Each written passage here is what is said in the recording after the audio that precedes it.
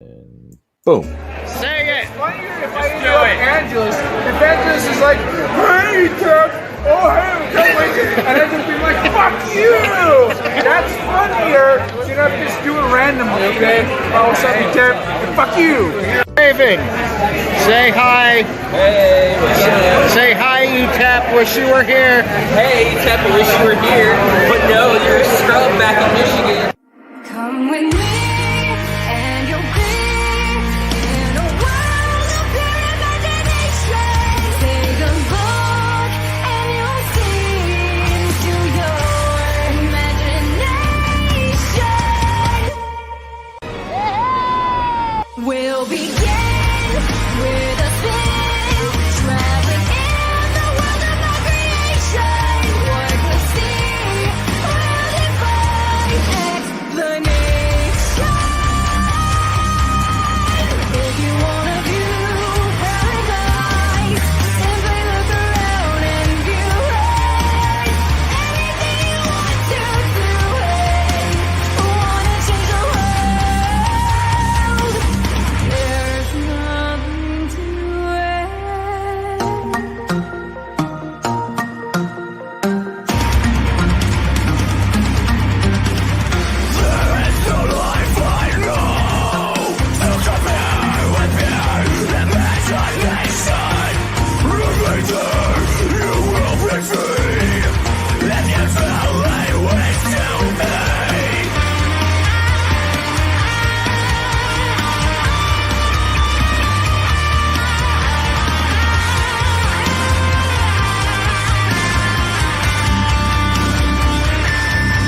We'll begin with a spin, traveling in the world of our creation.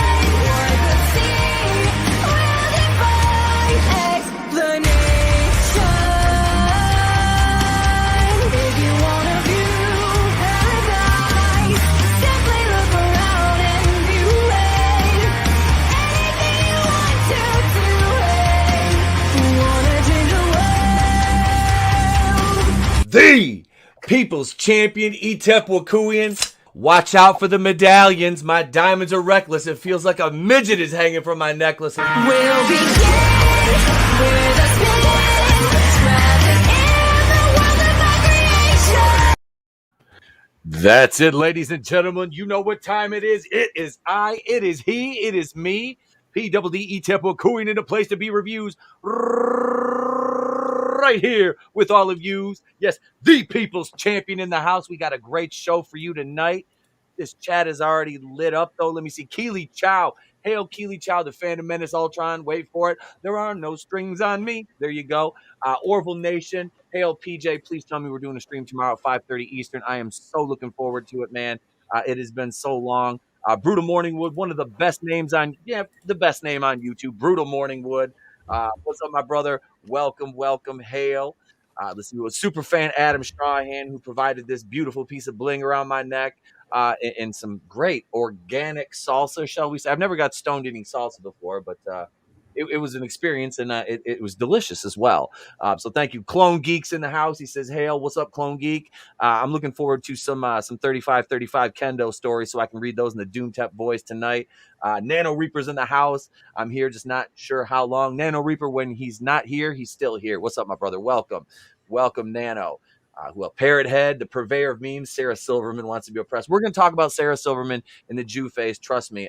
We're going to talk about Sarah Silverman. Like I said, she's the reason the Jewish guys marry shiksas, because nobody wants to deal with that. I mean, let's be honest. She let Louis C.K. jerk off in front of her. I mean, she has no dignity or self-respect as it is. So, Collector Express in the house. What's up, Jerry? How you doing, man? Welcome. Rogue Entertainment Catholic Jew. That's it. That's it, ladies and gents. But let me introduce to you the panel. This guy and I go way back, like 4 flats on a Cadillac. He hasn't been on in so long, and it's so good to have him home again. He's like I always said, if YouTube is Coruscant, he's working his way up the ladder. Ladies and gentlemen, give it up for my brother, my friend, motherfucking Sal Vador of 2 Cents Toys. Oh shit, it's my turn. I'm up first? Okay. So, hello, salutations. I'm Sal. Haven't been on for quite a while.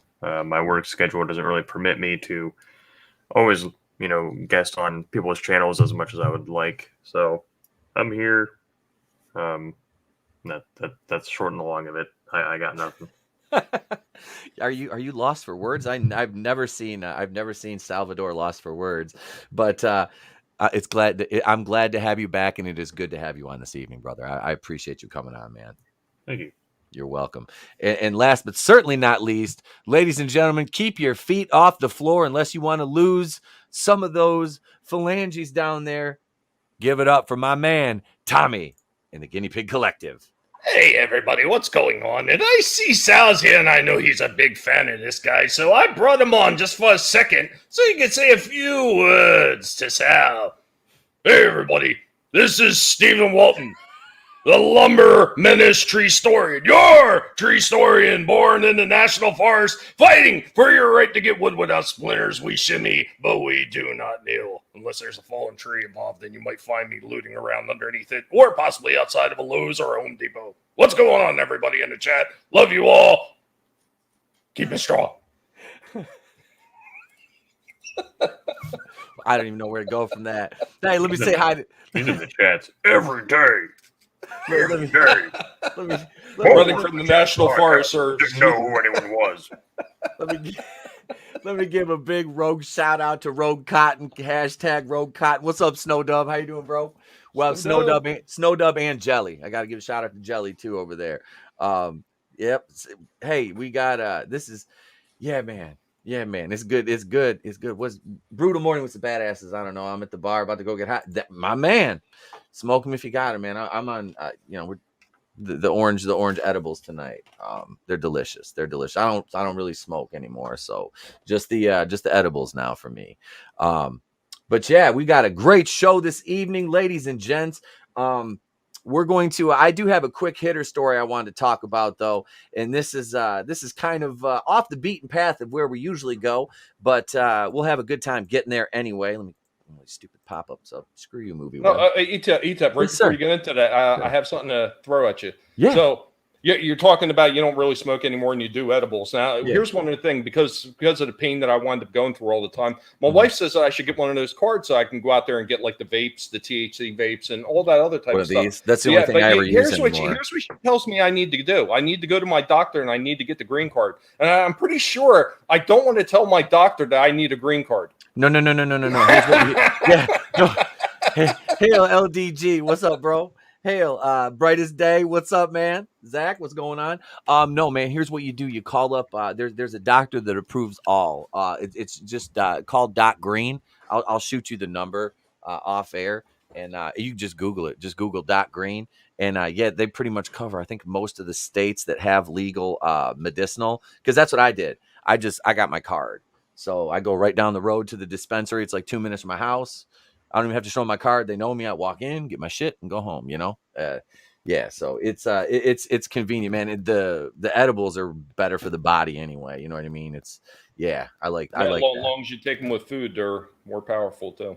Oh yeah, that's what I was talking about, the organic salsa. Somebody super fan made me some organic salsa that was made with prepared with the butter in it, and yeah, it was I ate a whole bag of chips. I'm not gonna lie. It did the job. It did the job well. But here we go. I'm going to share this right here. The Zodiac Killer has finally been identified, says team of independent investigators. This came to us from MovieWeb earlier today by Jeremy Duck. Investigators who've spent years working on the Zodiac Killer case have reportedly determined the identity of the infamous serial killer. I'm sure it's O.J. Simpson. That's a nice nod to Norm Macdonald. I sat there, like, it was right after Norm died. I sat there and I watched the what was it? A whole it was like a 35-minute clip of every OJ joke he ever did on Saturday Night Live. The man was brilliant. It was fucking just brilliant. I loved it. Well, even some of his interview stuff was pretty hilarious too. Oh, he was just funny. He had that just amazing, dry, sarcastic sense of humor.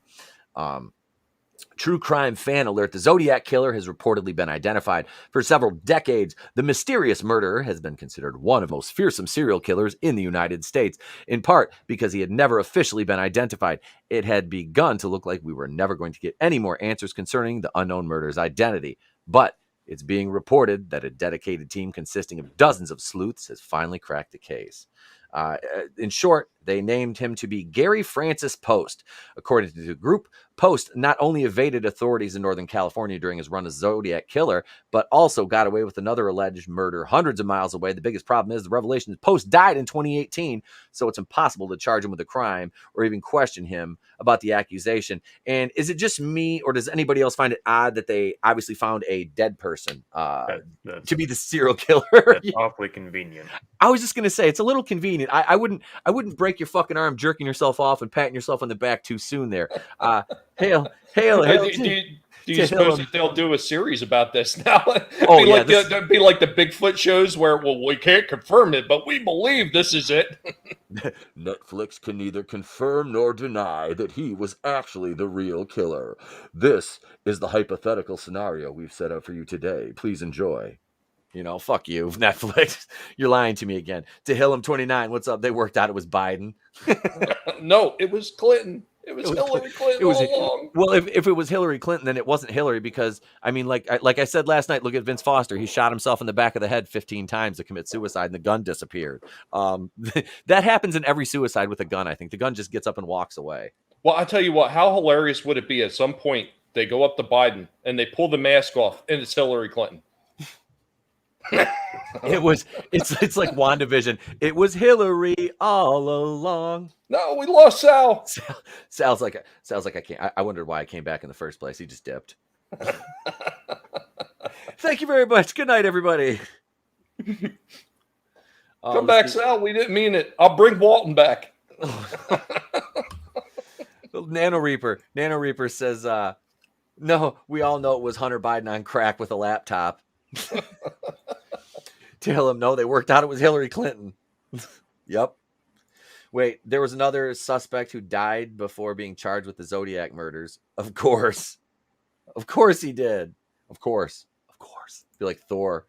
Of course you're still in charge. But yeah, this case, the case breakers is made up of more than 40 former law enforcement. And investigators, journalists, military intelligence officers, they feel confident naming Post as the Zodiac Killer based on clues uncovered during their independent investigation. This includes combing through years of forensic evidence, photos from Post's darkroom. One unearthed image reportedly shows scars on Post's forehead that perfectly match the scars on a police sketch for the Zodiac Killer. Well, I mean, it sounds like they had something. We're not talking politics, Sal. Come back. It was only jokes. Come back, Sal. Oh, let's see. Jen Buchholz, a former Army. Why is that name familiar? That Buchholz name sounds familiar. A former Army counterintelligence agent who worked on the case said that there are other clues, including pointing to Gary Francis Post straight from the Zodiac Killer's mysterious letters. One particular letter, which hadn't been previously deciphered by law enforcement, Buchholz said that removing the letters of Post's full name reveals an alternate message. It would actually take knowing the name in question to find the secret message, which would explain why detectives have always failed to do so in the past. I don't know. Well, this isn't the first time that they said for sure that they thought they actually had the killer. Because I remember watching one of those same type of specials, like Chasing Bigfoot, where they were chasing after Zodiac Killer, and they were sure it was somebody else at the time. It's just like the ones they did about the Jesus, why am I blanking on his name? The guy that jumped out of the airplane with all the money. DB Cooper. Yeah, DB Cooper. They swore up and down they knew who he was too, but they could never prove it. And I think that this is going in the same direction. They have some clues that may be pointing in the same direction. And it's not the first time that they've had them. It's the same thing with Jack the Ripper. They never figured out who he was. There's plenty of theories. They don't know. Yeah, it sounds weird. The Nano Reaper makes a good point here though. So a bunch of retired people with nothing better to do So what? They conscripted an entire neighborhood in South Florida. Yeah. Yeah. Oh yeah, we got to give a big anniversary shout out to Tony. It's Tony ToneDef's wedding anniversary. So Happy happy anniversary. anniversary, Tony. Hope you and the wife have a great night. Have a good dinner. Sal, come back. We're not talking politics. Come back. Come back, Sal. So the Zodiac Killer. God, I have trouble believing that it was actually, I don't believe it. I just can't, the whole posthumous fucking, yeah, it doesn't make sense to me. Well, I mean, it makes sense why, but um Yeah, but I because mean that's the thing is they can speculate all they want, but they can't actually prove it one way or the other. yep. And that's And what it is speculation. mhm. They're basically trading, it's like trading futures and stocks, God, wait, there was Well, somebody. we all know why they do it. There's two reasons they do it. Number one, they do it because it's going to be something that's going to blow up. It's going to be, Yep. it's going to be newsworthy. Oh And the yeah. second reason is they'll be able to make residuals off of selling this to somebody to do, like I said, a TV show. Uh-oh, not Doom What- Tap. Yes, I, Doomtap, am here, the future ruler of northern Michigan's Upper Peninsula, with my fluffy kitty, Mr. Beans. Yes, Clone Geek has said it correctly, and we will get to my rumors from Reddit inside Lucasfilm later. Kendo did it. All of it. Kendo was D.B. Cooper, the Zodiac Killer, Jack the Ripper, and Bigfoot, and the Loch Ness Monster. And unfortunately, in his time as the Loch Ness Monster, all he wanted was Tree Fitty. Now, to my rumors from inside Lucasfilm. I mean, Reddit. Yes, of course. Brilliant. What we have today, ladies and gentlemen, is this. I promise you. One day, maybe not today, maybe not tomorrow, maybe not even the next day, or the day after that, or after that, Kathleen Kennedy will be fired. And you, my friends, can take that to the bank. Doom tap out! I can't help myself with that one. You're doing him justice. He's gonna see that one day and be like, "Who is this imposter?" And then be like, What are you talking about? I am actually Doomtap. You can't come after him. He's got an army of guinea pigs behind him and a clan of wiener dogs. It won't end well. he's got all those wiener dogs behind him. Damn it!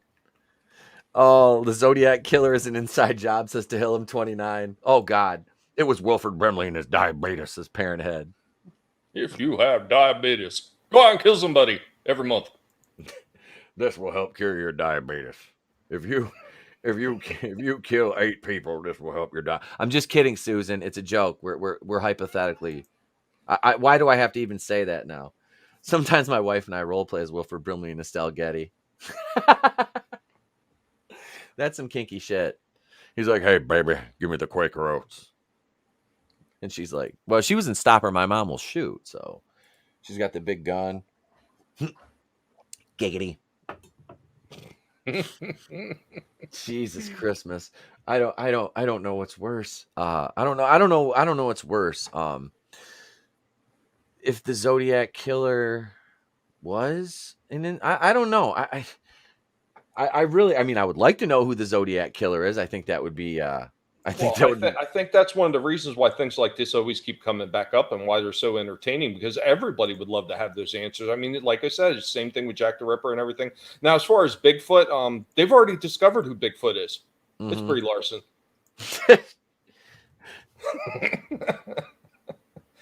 And you see the size of those tracks? It's her. Oh, dude, she has eagle claws. Those are freaking talons she has on her feet. Estelle Getty had Alzheimer's. That's why she shot the wrong person. Stop or My Mom Will Shoot. This Sylvester Stallone, from humble beginnings in porn to Rocky to Stop or My Mom Will Shoot to playing fucking. Well, he was in He was King Shark. I mean, King Shark wasn't a stretch for him either. He didn't really have to that much, you know. It was. Oh, It what was. was the one where he was the gangster? Oscar. Oscar. Yes. This doesn't bode well. Yeah. What's her name? What's her name? Was his daughter? That plays Aunt May now. Marissa Tomei. She was. She was his daughter in that, and Tim Curry was Dr. Poole. I think that's a very underrated movie. It's funny. I mean, it ain't quite 8 heads in a duffel bag funny, but it's pretty funny. I have not seen that probably since it came out. Yeah, Oh, speaking of gangster movies, I was just watching the one that's on HBO Max. Oh, And it's supposed to be out in the theaters, the Sopranos story one. Many Saints of Newark. Yeah. Did you watch that yet? Or no? I haven't got a chance to see it yet. I do. I want to watch that. I forgot Rambo. I know Parrot Head. I got to check that one out. That's because I was a Sopranos fan, man. I like that show, except for the last season. The last season was. What did you think of it? I vaguely remember. I didn't watch it as hardcore as my father did. My father was a huge fan of it. So what I did see of it is when I had a chance to sit down and watch it with him. So I watched a lot of it. I didn't watch all of it. So I knew enough of it that when I watched this, I know who Tony is as a little kid and all that stuff. I know that stuff. So I didn't know some of the older players as much because I really didn't pay attention to the early seasons that much. So yeah. It wasn't bad though, from what I've seen of it. It was it was a little bit. It wasn't like a fast action movie, so I mean, I guess it felt like a typical Sopranos type show, just extended. Did you like it? I mean, yeah, it wasn't bad. It was pretty good. Okay, like I said, I like the show. The 7th season had like a few bright spots, but for the most part, I didn't like a lot of the writing. It was just kind of meh, and like I said, just the very last season. Up to that, I always liked it. I love Joe Pantoliano on there. He plays such a good fucking heel. You know what I mean? Like he was. I don't know if you saw any of the episodes with him in it, but there's he's of course, you know, Stevie Van Zant's got the strip club, the Bada Bing, and Joe is nailing one of the girls there, and she's like, she kind of had a thing for Tony. You know, she wanted to be like his guma. So she ended up dating Joe kind of as a conciliatory thing because Tony didn't want nothing to do with her. Like she'd bake him fucking cookies and shit and he'd throw them away. So she gets knocked up by what's his name? I think his name was Ralphie. Yeah, he was Ralphie. Joe was Ralphie in The Sopranos. So Ralphie knocks her up, right? And they go out back of the club and they're arguing and shit. And she's like, "I'm pregnant." Da da da da da. And he's like, "Oh baby." Oh, he goes, "Well, if it's a boy, you know, we'll name him after me. And if it's a little girl, we'll name him after you." And she's like, "Really?" He goes, "Yeah, so she can grow up to be a cocksucking fucking whore just like her mother." And she smacks him in the face and he fucking jacks her. And she's like, "You feel like a big man, Ralph? Does that make you feel big hitting a woman?" And she goes to walk away and he fucking like literally just like beats her to death. Like takes her head off a guardrail and then just leaves her there and goes back inside. She scratches his fucking face up. So Tony, Paulie Walnuts, and Silvio, and I can't remember who else, they go out and they find her like, what the fuck? Tony ends up killing him. And their fight scene is in like the kitchen of, I believe it's Ralphie's house. It's so fucking brutal. But he sprays Ralph in the eyes with Pam. They're hitting each other with a fucking frying pan. It was wicked though. Probably one of my favorite like one-on-one death scenes in that show. You know what I mean? Because there was a lot of good kills. From what I remember of the Sopranos show, from all that, you know, the episodes I did see with my father, this actually very much reminded me of that. So if you like the Sopranos, more than likely you're going to like this. It's got a few bigger actors. It's got I like to say Ray Lolita. Oh, I Ray don't know Liotta. why. I don't know why I like to call him Lolita. I just enjoy it. But he actually plays a double role in there. I'm not going to give away why, but if you watch it, you'll see, and you'll probably laugh because I did. Okay. I gotta check it out. I gotta check that out. Paulie Walnuts. Dude, he was like a legit gangster though. The guy that played Paulie. I think he was. I think at one point he was like a legit gangster. Super fan says fuck that guy in the fuck that guy. I can do the voice a little bit. Tony killed Ralph over the racehorse face. Ralph killed. Yeah, that stripper. that's a racehorse.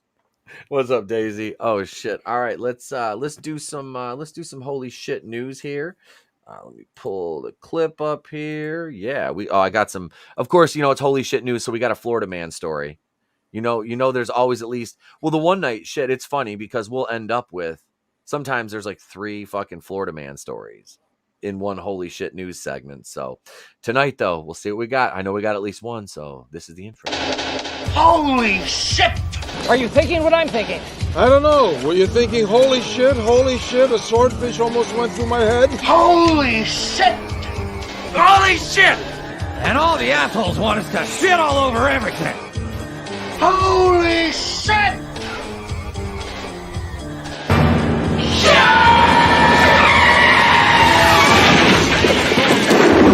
Where's the Tylenol?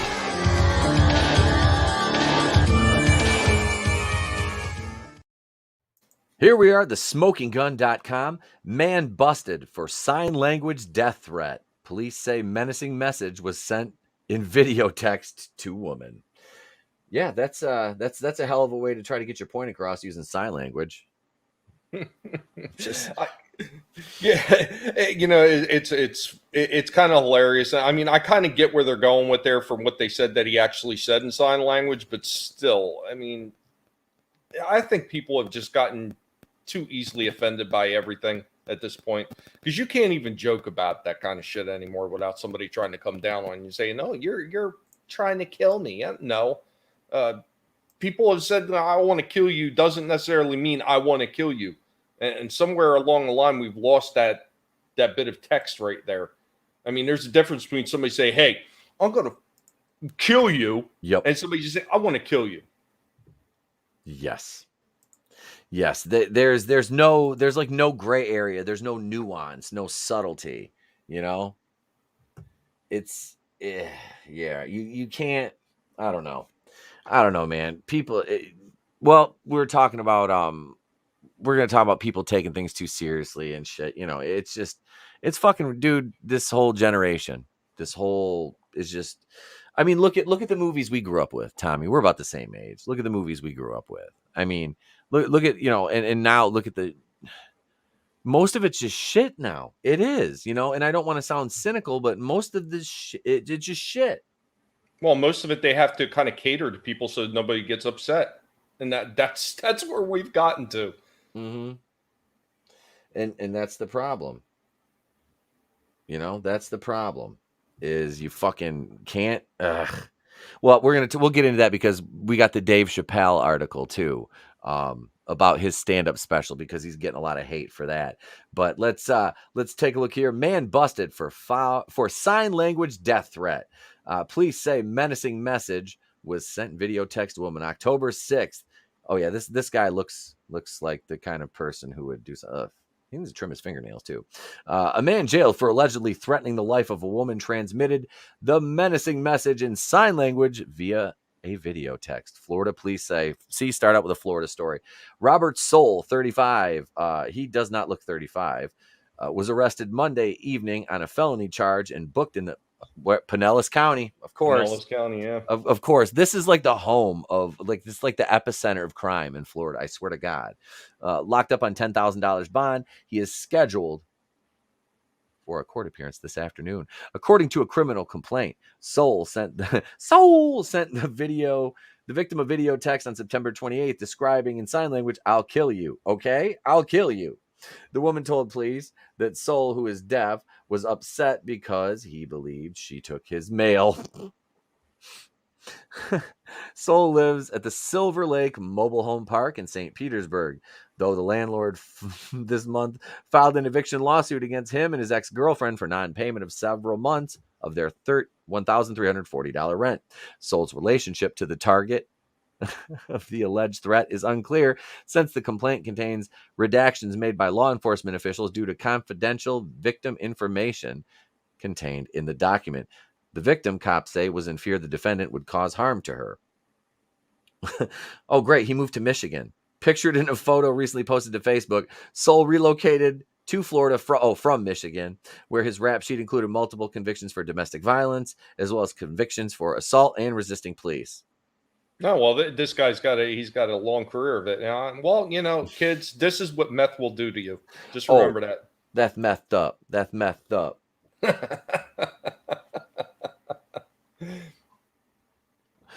Oh shit. That's I'm glad he left Michigan. Now he's stuck down in Florida. Yeah, stuck. He's going to be stuck, all right. We're not going to say by what. Big Bubba Sparks would be waiting for him. Oh yeah, he's going to be the belle of the ball wherever he's at. They'll be bidding on his narrow ass like an auction. 25, now 35, sold to the man with braids in his hair. Now, I'll tell you what, my wife is a dispatcher for Florida Highway Patrol, and she hears some of these loony calls that come in sometimes. Holy crud. Some of it is absolutely hilarious, though, because these people are just completely clueless. Oh, yeah. I'm sure she has some fucking stories. Oh, big time. I could probably write a small book on everything she said, but I'm pretty sure that there's a confidentiality that I'm not supposed to talk about a lot of them. So right, I usually don't. just out of caution. This might actually be one of those cases where, yeah, okay, there might be cause for concern if he's got a rap sheet like that too. Mm-hmm. So still, it's kind of one of those things. It's not like, he really did anything other than just mouthing words. Yeah. But in the same token, with everything that's going on in today's culture, you should probably know better. Yep. It's there seems to be a lot of felons from Michigan that moved to the South. Yeah. It happens that way sometimes, Collector Express. It's fucked up. It is. But yeah, Michigan, I don't know, but there's so much, there's so many places to hide here in Michigan. It's kind of funny. It's kind of funny. That guy, he's just captivating. Just look at that photo. He's a visually stunning individual. Wait, if Marvel is smart, they could probably hire him to play a villain somewhere in one of their shows. He looks like he'd be good for Falcon in the Winter Soldier season 2. He needs to do better. Oh shit. Let's see here. What else I got another one here. We got story number 2. Maybe he's born with it. Maybe it's meth. I think it's the meth. I think it might be meth. Mething on up to the Florida side. Here's number 2. Cops. Man 90 slug neighbor in get off my lawn dispute. Get off my lawn, you damn kids. And guess what? It's another Florida story. Love it. After demanding that an interloper get off his sprawling lawn, a 90-year-old Florida man twice punched a neighbor in the face, according to cops who arrested a rowdy nonagenarian for battery and resisting arrest. Number 1, I hope I live to 90. And number 2, I hope when I'm 90, I can punch somebody in the face still. Hey, you know what? He's doing pretty good if he's 90 and he can punch somebody in the face and he doesn't break anything. That sounds like George Burns. Almost Harrison Ford. Harrison Ford, he's an action star and he's like, what? He's 80, They're like, Harrison Ford tore his rotator cuff throwing a punch. I'm like, yeah, he tore his rotator cuff throwing a punch. He's fucking 80. Like, what are you doing to this? What are you doing to Pop? Let's see. So please say Thomas Conrad. That sounds like a 90-year-old. I'm Thomas Conrad. Oh, shit. Police say Thomas Conrad was busted Saturday afternoon following a dispute over a gardener cutting grass outside his home in Sorrento, a city 30 miles from Orlando. Conrad's next door neighbor, Jack Henson, 46, told police that his lawn guy was being yelled at by Conrad for being on his property while cutting the grass. Conrad recalled the gardener, telling the gardener to get off his property, according to an arrest affidavit. Yeah, he looks like a 90-year-old. He looks like his face is kind of melted. But the dude punched somebody in the face. So after asking Conrad numerous times to leave them alone, Henson recalled an agitated and aggressive Conrad declared, "I should punch you." Henson said he replied, "Go ahead, but I wouldn't advise it or the police will get called." Cops alleged that Conrad, seen it right, punched Henson twice in the face.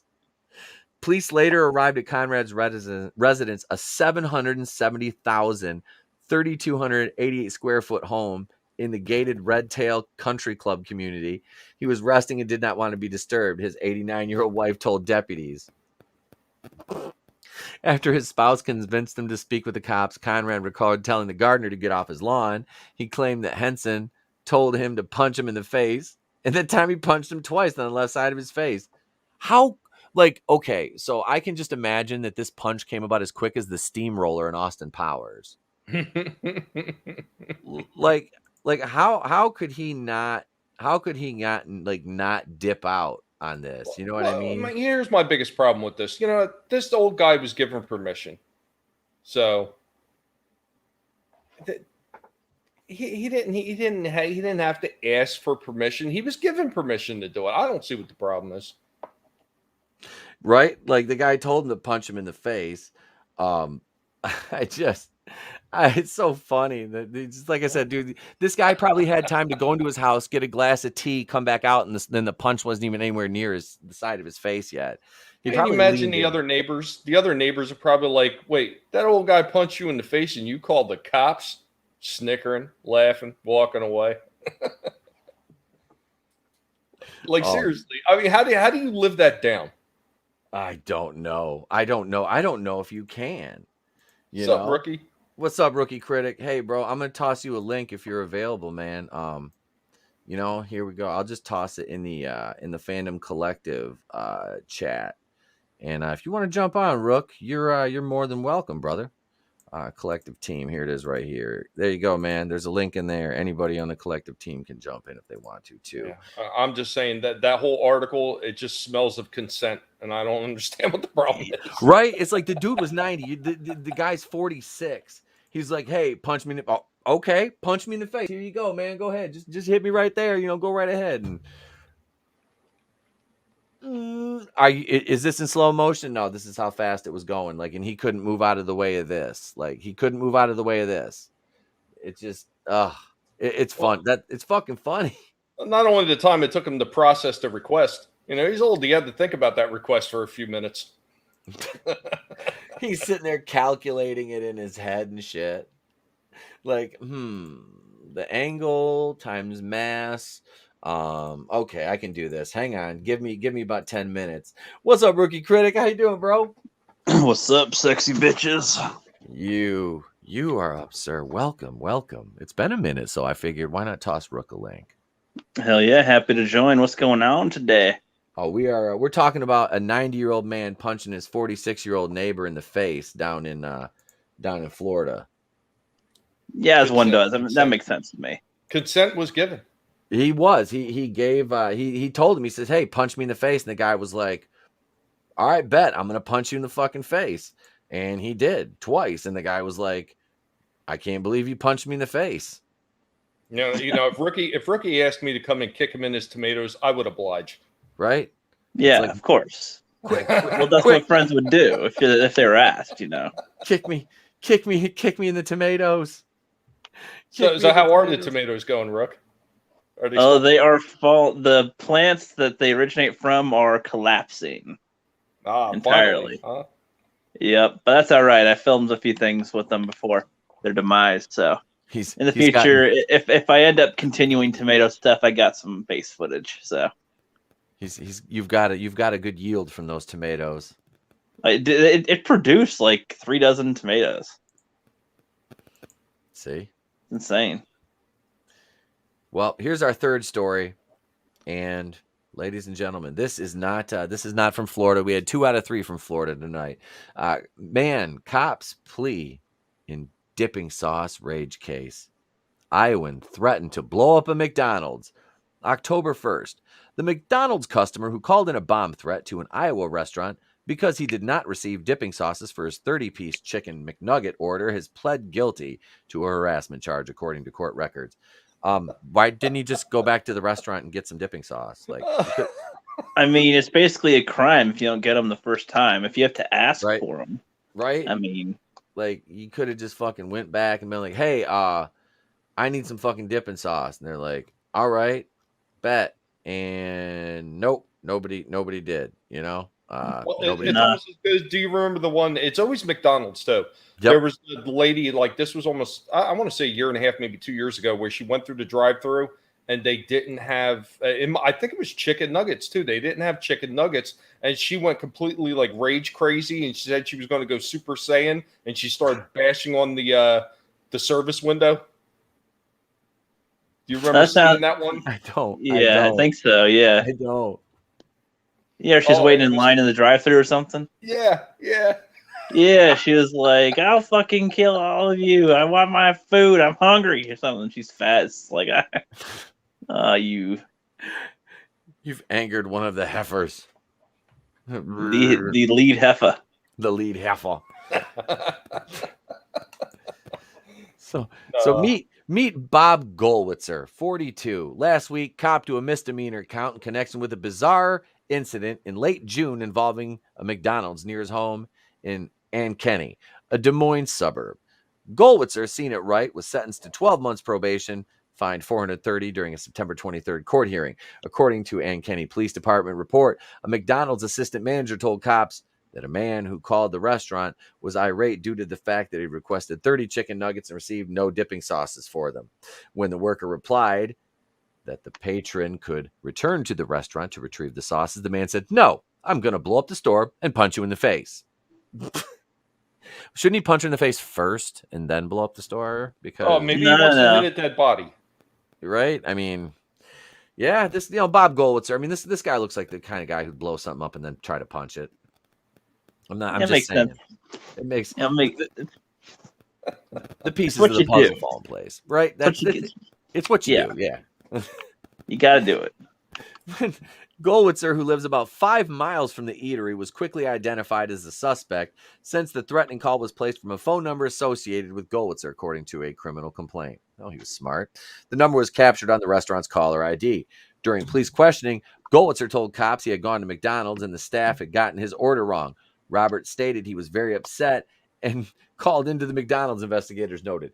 Goldwitzer recalled telling McDonald's employee that, "I hope someone blows up your building and I hope someone punches you in the face." Goldwitzer added that he had no intentions to blow up the McDonald's. Goldwitzer was originally charged with making a false report about an explosive or incendiary device, a felony. Nice. And that's the story of Bob Goldwitzer, a man who was going to blow up a building just because he didn't get his dipping sauce. Now, some of you may be thinking, I know what you're thinking, that seems a bit unreasonable. Well, have you ever seen the movie Falling Down? That's all. Yes, recently, yes. It's a great fucking movie, and this Bob Goldwitzer is basically Michael Douglas. He just wants his fucking dipping sauce. All I wanted was my fucking dipping sauce. Like, is it that hard to just fucking give it to him? Really? Oh, right. Look who's in the chat. There you go, Stephen. It's author Stephen Walton. Hi, Stefan. It's author Stephen Walton, the tree historian, as Tommy would say. Friday's Keely Chow's birthday, so happy birthday in advance, Keely Chow. Happy early birthday. Happy early birthday, man. Hope you have a good day. Oh shit. I love it. Let's do one more quick hitter before we get into our first main topic. And I happen to have an article here, and I did a video on this about a year ago. I remember when Leticia Wright got chased off Twitter for her supposed anti-vaccine stance. So this from today, from the Direct, Black Panther 2 Leticia Wright reportedly promoting controversial anti-vaccine views on Marvel set. Now, Don Cheadle threw her under the bus, too, in this whole thing last year. Black Panther Wakanda Forever has been filming for several months now, and its potential lead star has already been through the ringer in more ways than one. Leticia Wright is diving into the Marvel action even further as she signed a multi-picture deal with Marvel Studios to continue on as T'Challa's sister Shuri, starting with her 4th MCU appearance in the upcoming Black Panther sequel. Since shooting began for Wakanda Forever in late June, the young actress has already wiped out on set while performing stunts. She had to be hospitalized for the injuries she sustained. She also spent some time in the social media hot seat when she voiced her concerns over the COVID vaccine. The star claimed that her intention was not to hurt anyone while voicing her opinion about what the vaccine contains. And now it seems Wright is continuing to let people know where she stands during the ongoing pandemic. Black Panther star promoting anti-vax sentiments. Yeah, no, that's she didn't. No, so what she's saying is what basically she's guilty of is questioning the narrative. That's what she's guilty of. In a new report from the Hollywood Reporter regarding Hollywood's division over the COVID vaccine, Black Panther Wakanda Forever star Leticia Wright was singled out for publicly sharing anti-vaccine ideals online. See, this is the thing. This is you're not even allowed to share your opinion. Like what? It's ridiculous. Like, well, you've seen the same thing with Gina Carano. I mean, she basically parroted the same thing at that Pasquale, whatever the hell his name is, Pedro Pascal. But he did the same type of post as she did. But because she did it and she doesn't run with the narrative, then it was a problem. Now, if she was on the right side making those questions, they probably wouldn't say anything to her. But she's probably not on the right side of everything. So, it might have something to do with the deep, the suppressed masculinity. So it feels good to beat on a woman. Right. This is an awkward time for me to come into the conversation. Yeah, let me That's give perfect timing. Perfect time for Fallon to make her entrance. What's up, girl? It's been a while. Welcome. Thank you. Oh my gosh, I got a cat on my chest that wants to purr like a motorboat. Ironic. Ironic. What's up, Andy McCallum? Welcome, sir. Welcome. Make sure you slap that like button. Leticia Wright got chased off Twitter basically last year by weirdos, the people who are supposed to be, believing women, revering women, trusting women, believing everything they say, putting them up on a pedestal. And I'm not saying, I'm not saying, folks out there, don't misconstrue my words or soundbite this. You should absolutely treat women with dignity and respect. Absolutely, treat everybody you meet with respect. Well, wait a minute. You're talking about treating women with respect. You have a woman that jumps on the panel, and the first thing that she mentions is motorboating. You don't see a problem there? I'm just saying. But this whole case right here. But these are the people that are preaching and not practicing, because now they just go out. She shares an opinion and boom, she's automatically villainized. Oh, look at the kitty cat. Crota. What's the name? Crota. Hello, kitty. I'm not letting mine in here. My little one's rambunctious because I got a new one. He's rambunctious as shit. He's an asshole. I had my green screen out in the den earlier because I moved it out of the office, and I am shocked that he didn't rip that up, but he didn't even touch it. So yeah, that's Doomtap's fluffy kitty, Mr. Beans.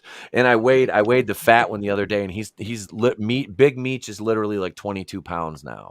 He's a fucking hoss. And my dog is 26 and she's full grown. So yeah, it's those two rumble. It's great. But what's not great is seriously this, though. Like, the report elaborated on Wright's position on the COOF vaccine, stating that a set source on the Black Panther 2 program, Wright was espousing her views on the vaccine in Atlanta. I'm kind of curious. Was that source from Doomtap? Well, I can ask him. Hang on a second. Let me check. Hang on. Where's he at? Doomtap. Yes. Any word on from your sources if this is Listen, my friends, and listen well. I, Doomtap, am here to tell you my sources from subreddit inside Disney Marvel have told me Leticia Wright is a menace guilty of wrongthink. Even though she checks the appropriate boxes for diversity and inclusion, they still chose to treat her like a leper thrown from the colony off the cliff. This should not stand, my friends, from the side who likes to virtue signal at everything. Yes, Doomtep is angry. So is my fluffy kitty, Mr. Beans. But that is a story for another time, my friends. Until then, stay stoned. Sounds like a movie. Sounds like a trailer for a movie. Yeah, be sure to support Doomtep at the bottom of the litter box. Yes. Oh my god. You will find Doomtep and all his sources at the very bottom of the kitty litter. I am. He's gonna he's gonna show up in the chat one day and be like, I'm coming to get you. and I'll be like, I don't need a modulator to do this voice. Oh my god. oh, what's up, Darius Munchausen? Hail, Oh my god. hail. So Oh, God. And no, I am not starting an OnlyFans for my kittens. I thought about it. I thought about starting a OnlyFans for Big Meech and just calling it Big Meech's Pussy Shots. And there's just pictures of my cat. Like, that's all. It's just pictures of my cat. That's it. Like, nothing inappropriate. It'd just be pictures of the cat. That's marketing. I'm telling you, it'll work. It'll work. He's behind me, isn't he? He's behind me, isn't he? I know. Mm-hmm.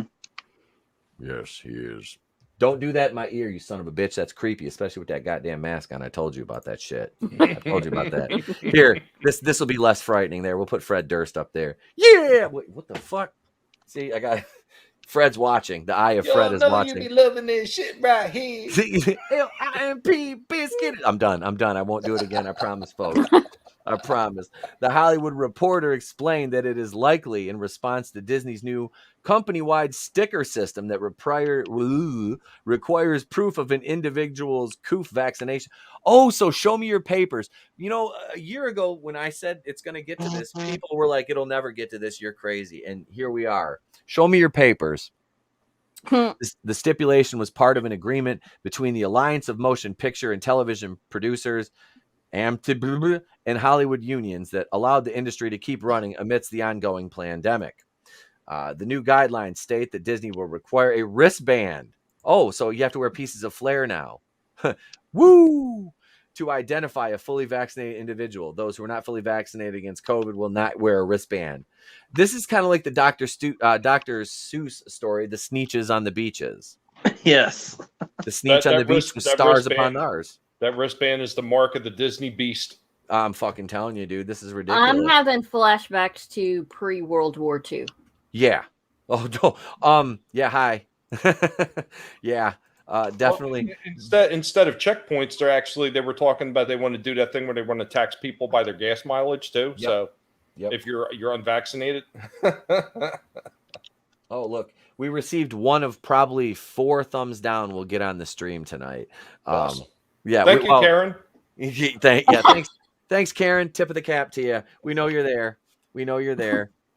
And it's all right. I thank you for the watch time. I appreciate it. Go ahead and hit me up with that thumbs down. Algorithm, give me negative comments. It's all good. We don't mind. We love it. Oh, and just on a side note, Sal, come back, Sal. I know. I know, man. He dipped. He was like, nah, fam. Can't believe that. It's all my fault. It's the guinea pigs. No, it's probably my fault. He sensed my coming here. No. Maybe it was the Walton. Maybe it was the Walton thing I did. It was too much. No, I'll tell you off air. So this is where liberty. This is how liberty dies.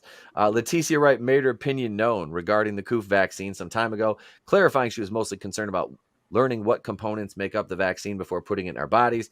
But now Wright has taken her efforts a step further and discussed the matter openly on the set of Black Panther 2, promoting the unspecified anti-vaccination rhetoric. See, I love the wording. It's rhetoric when it doesn't fall in line with the narrative, right? Yeah.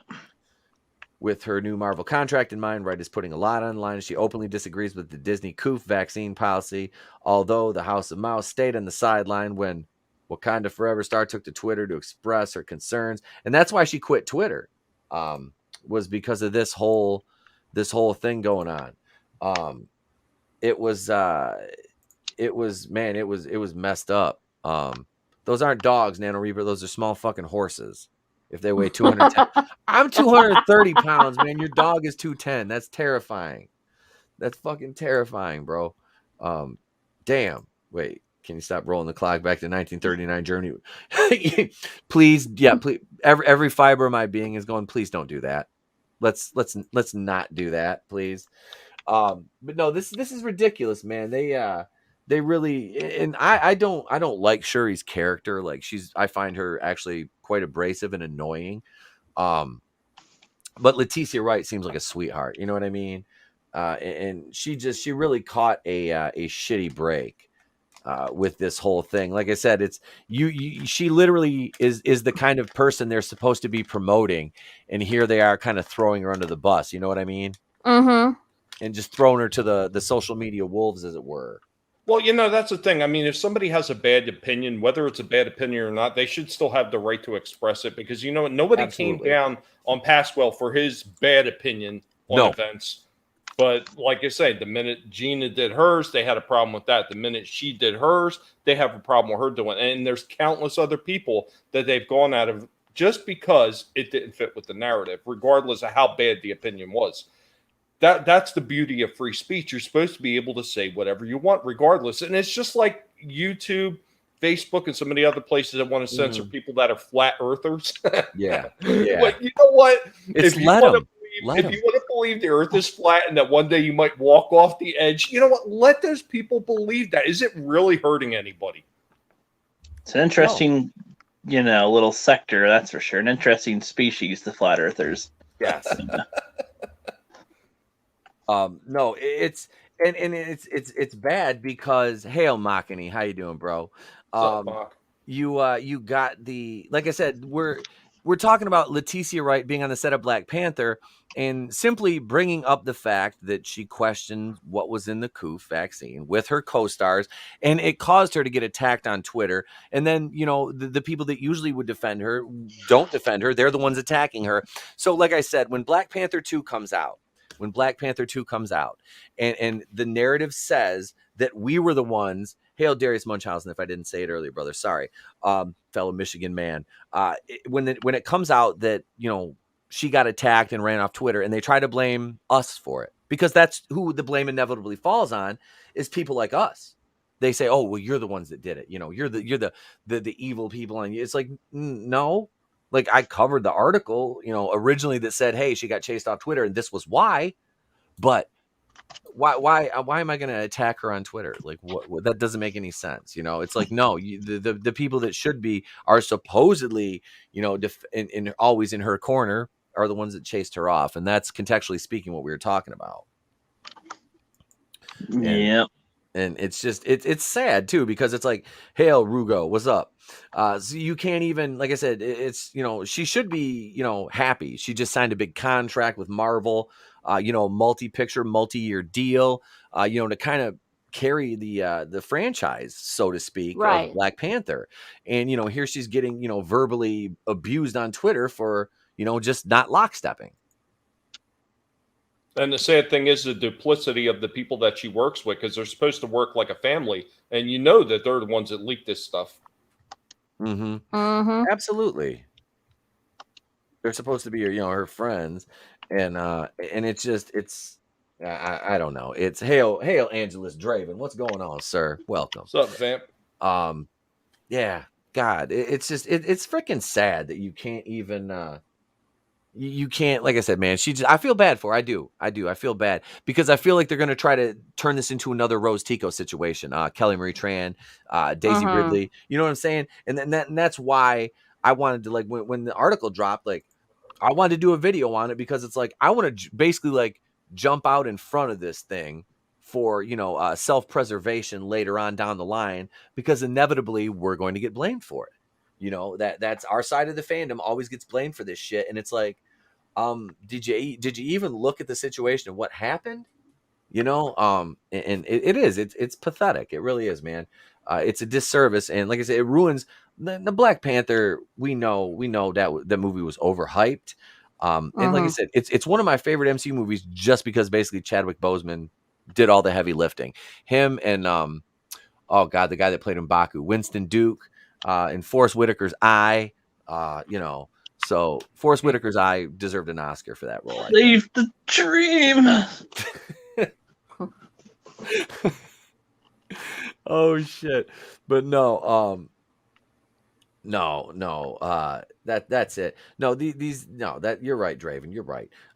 Let's go on here though. We got we'll bump into our first main topic though, but before we do that, ladies and gentlemen, I think we can watch. We'll do it again. We'll watch Wakanda Land while I set up this article. So, ladies and gentlemen, this was made by my brother, my friend Tony ToneDef, my co-host.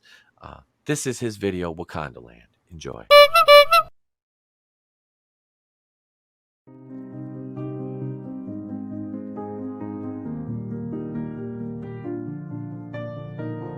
Do you ever look around at your continent and feel a little down? Ashamed of where you come from? Do you ever see your parents offered up to a Libyan warlord from your cage and silently wish to yourself, reality can be whatever I want? My friends, are you simply hungry? Hi, I'm trans non-binary Disney CEO Bob JPEG, and I'm inviting you to experience the other side of reality. Relax, recuperate, and reinvent yourself at our newest and most diverse Walt Disney World Resort. When real life doesn't quite cut it, come experience our version of Africa. Introducing Wakanda Land. Book your reservation at Wakanda Land today and get a free 30-day trial to Lucasfilm writer Leslie Headland's new dating app, Wine and Dynasty. It's a sure thing every time. Available for download through the App Store or Google Play. That video will never get old. I swear. Come experience our Africa. The other side of Africa. I love that there's a Planned Parenthood there too. Yeah. Y'all notice that in the video there's a Planned Parenthood there too. I was like, where's the liquor store? Right Here we across from the Planned Parenthood. More than likely, and there's a gun store next to that. And a dispensary. There's a medical marijuana dispensary there too. Provisioning center. Dave, and speaking of provisioning centers, big shout out to Houghton Lake Provisioning Center, available hlpcsmedsonline.com. Dave Chappelle I'm working for a sponsorship there. Dave Chappelle lambasted by GLAAD for ridiculing trans and alphabet communities in new Netflix special. Streamer asked to pull The Closer by National Black Justice Coalition. Jesus Christ. I just watched the Dave Chappelle thing right before this. I haven't watched it yet. I might watch. Is it like an hour-long stand-up? Yeah, a little longer than an hour. Okay. I'll check it out. I'll check it out because I love Chappelle, dude. Oh my god, he does ram it into the trans, that's for sure.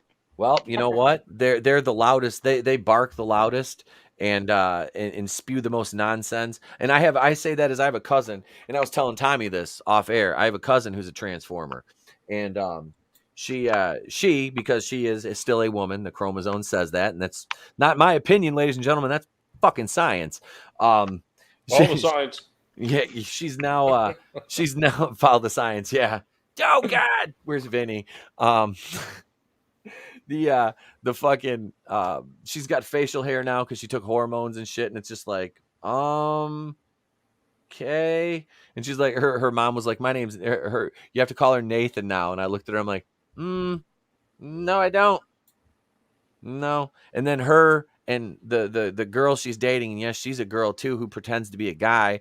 I'm like, so you two are just lesbians with extra steps? Like literally, they're lesbians with extra steps. I'm like, you two just could have like you.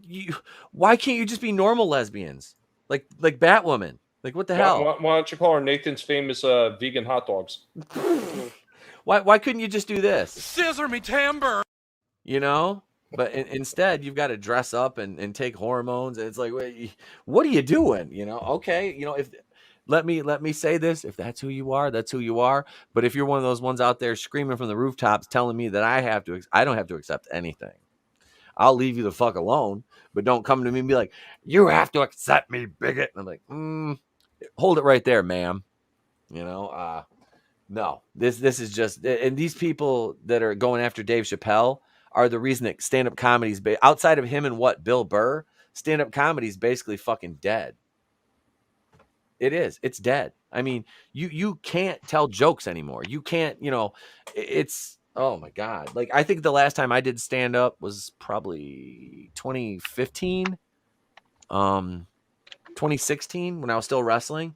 And I'd work bar shows. I'd do stand up before the shows to kind of warm up the crowd when I was announcing before I started wrestling. And yeah, it was even back then. We're talking 6-7 years ago. It was way different. You know what I mean? I wouldn't even want to do it now. I wouldn't want to do stand up now. Fuck.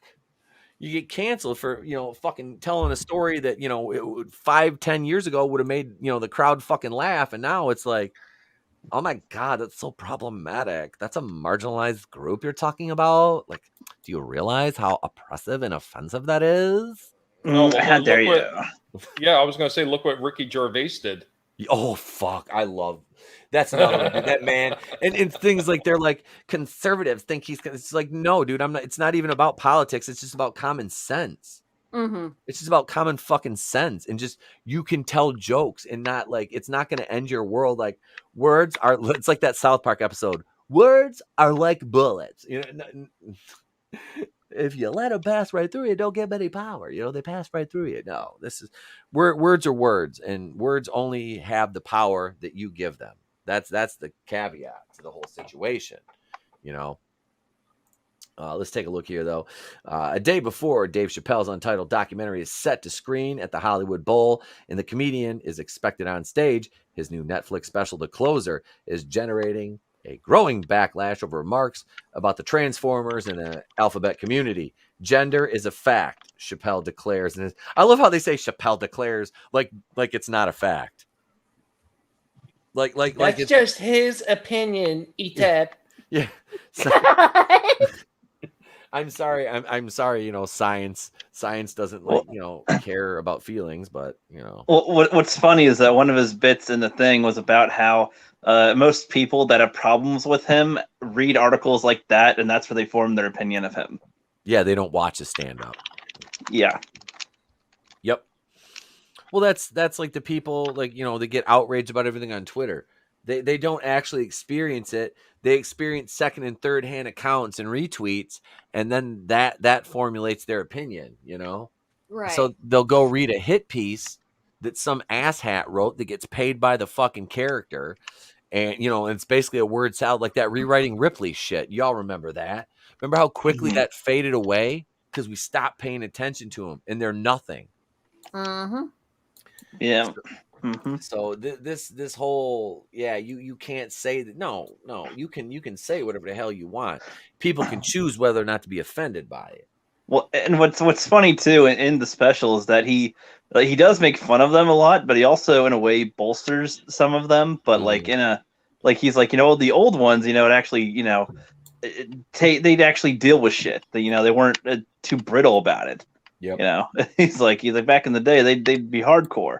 As for now, they call the police for nothing. It's just like, yeah, that's pretty much true. And he said he had a trans comedian friend or something that was not very good, and he had her do a opening for one of his things for 45 minutes, bombed. And he was like, yeah, it was awful. But then every time he's doing any type of joke or something, and then this one dude in the back, because they're having some type of back and forth or whatever, he's like, hey, does the cock match the drapes? And the trans person responded pretty funny, and everybody's like, wait a second, this unfunny person is actually kind of funny. And then it's all this tension went away, as the person didn't care about making fun of themselves or rolling with other jokes. And then it was just actually interesting, and they had no problems with any of the actual jokes about them because everybody was treating them like a person, because you make fun of anybody. So it's it's kind of how it's supposed to roll. And that's it. That's exactly it. It's just like you treat them just like don't give them special treatment. Treat them like just a human being. Mm-hmm. And most of them, the majority of them, that's what they want. They just want to be treated like a person. And I'm not one of those. I'm not gonna run out and like just straight up like start disrespecting somebody who's trans. And I say transformer because it sounds funny to me. I don't care. But no, really, in all seriousness though, like I'm not gonna verbally just like if I met like start Now there's certain ones that are fucking just they use that like it's some badge of honor to propel their career. And one of those is Nyla Rose that works for AEW, professional wrestler. And I've personally been on shows with Brandon, that's who Nyla is. It's Brandon. It's not Nyla. It's fucking, you're a man. You were a subpar wrestler and you're like, hey, I know how to get over as a worker better. I'll become a woman. So, and seriously, and now on AEW, and it's so stunning and brave to be the first, glass ceiling shattering, blah, blah. And he's Native American. So that's a thing, and I'm not knocking Native Americans. I'm knocking using it like a crutch, and it's just all part of the gimmick. So now it's like you're trans, you're Native American, you're half, I believe half African American. If you get 3 or 4 stats, you get ice cream. Right, so it's like, oh my god, and then and on top of it all, still a shitty worker in the ring. So it's kind of like karma, It's like you're not safe, you're a shite worker. But Dave Chappelle is Dave Chappelle's like one of like he's on the Mount Rushmore of comedy as far as I'm concerned. He's up there with Carlin and Norm and I mean Eddie Murphy. Honestly, like. To me, that's a pretty good. If I had to put together a Mount Rushmore of comedy, I'd say that's it. And coming in, there's a bunch of others like I grew up with, like Jay Leno, and honestly, back then his stand up was funny. David Letterman, Robert Wool, Sam Kinison, Red Fox. His comedy was Bill Cosby's comedy was honestly funny. Except it foreshadowed everything he did. Remember when he was talking about Spanish Fly, Tommy? I know you remember that. Richard, I mentioned Richard fucking Pryor. That man's a god in comedy. Some Robin Williams early stuff was quite hilarious. Yeah. Robin Williams, Martin Lawrence. There's a ton of just legend. But yeah, Dave Chappelle he's up there, man. Just his mind. He has a brilliant mind for comedy. He really does. In his show, the first 2 seasons were just comedic gold. They were perfect. Yeah, for sure. Every human being in this room, every human being on Earth had to pass through the legs of a woman to be on Earth, he adds. Conspicuously negating C-sections, which make up about a third of all births alone. That is a fact. Chappelle goes on. Well, they know what he meant. Now they're just getting bogged down in semantics. C-sections that come out of vagina. Right. Well, okay, I'm sorry. Out of a woman body still, yes. Yeah, yes. Vagina is fine. I don't... It's like even if it had to come out of the asshole, it still comes out of the woman. I don't know. Ew. Okay, who's having butthole babies? Okay. Butthole babies are bad. Okay. Just stick it in there and pee. Stick it inside her and pee. Slap her leg, stick it in her and pee. Right. Yeah. But no, seriously. This is It's I just broke. I like how well, yeah, that's it, Parrot Head. I was gonna say that we're being offensive here. It's not, you can't say women have children anymore. You have to say birthing person. You know what? Fuck that, because that is and I'm no male feminist, but that is a slight to what women go through when they give birth to their children. And I say that because my wife died giving birth to my son. Momentarily, she's back. She's a zombie, but it's okay. She's kind of like she's like the mountain in Game of Thrones. It's fucking. Well, she was a zombie, but now she's Magneto. She is Magneto. Yeah. We won't talk about the Magneto stuff. I shared that picture last night. It's out there. It's on Twitter. But no. So Dave Chappelle, what's up, Sal? Your wife died, but she got better. She got better. She died, but she got better. Yeah. She is the one. So, you knew Matrix was coming. Right. Cool. So I'm going to go on my tangent real quick about politics. All right. For those that were watching, yes, I left because of politics, because I don't agree about talking about politics in our entertainment, because the whole thing that got this Phantom Menace started was no politics in our entertainment. Now I see a lot of the heavy hitters doing politics, straight up politics in their videos. So I think it's time to admit they never cared about politics and entertainment. They just cared about politics they didn't agree with. That's my whole shtick. I don't do politics at all in any facet online at all. Like private conversation, yeah, I'll talk politics with you, but I don't do it online. End of story. Because my whole thing is, if I don't want politics in my entertainment, why would I put politics in the entertainment I'm providing to you? Absolutely. That's a big ass double standard, and I'm tired of fucking seeing it. So for those that are like, politics joke, it's like, would you do it if the shoe was on the other foot? No, because you complain about it, like, oh, they put politics in Star Wars, but I'm gonna make politic jokes on the comments. It's like, no, you have a double standard. You just don't agree with what's being said. That's my whole thing. Fair enough, brother. Mm-hmm. Fair I enough. can understand that. And I'm glad you came back. I'm sorry. I was trying to DM you, but every time I try to DM you, I would like lose track of what I was doing on the air, so I couldn't, man. I apologize, bro. No, it's all good. I needed a minute to cool down. I know. Welcome back, Sal. Thank you. Because there's thank you. Won't mention any names, but I can go down to 7-Eleven and find 5 other crackheads just like him. Decided to make a whole video, I guess, recently or on his little Friday night show about something politics with political figures in the thumbnails, and I'm like, oh, you went from no politics in my entertainment to I'm gonna put politics in my entertainment real fucking fast. Crazy how that fucking works. Oh, I know what you're talking about too. I do. I know exactly what you're talking about. And I unsubscribed from that backstabbing son of a bitch a long time ago, but it still pops up in my feed. I know what you're talking, and that goes back to the Vegas. Yeah, man, I understand, and trust me. You know where hang on a second. You know where I sit in that whole. Let me put the fucking you know where I sit on that, right? Mm-hmm. You know where my loyalties lie there, man, because that's you dance with who brought you. You know what I mean? Mm-hmm. You dance with who brought you, and this gentleman right here is who I've met in person, is a wonderful fucking human being, and Jesse, Jeff and Jesse are fucking wonderful people. Having spent 3 days with them and hanging out and partying and just getting to know them, yeah, they're wonderful fucking human beings. And yeah, that's where I stand on that. So, but Dave Chappelle, now have you seen the stand-up special, Sal?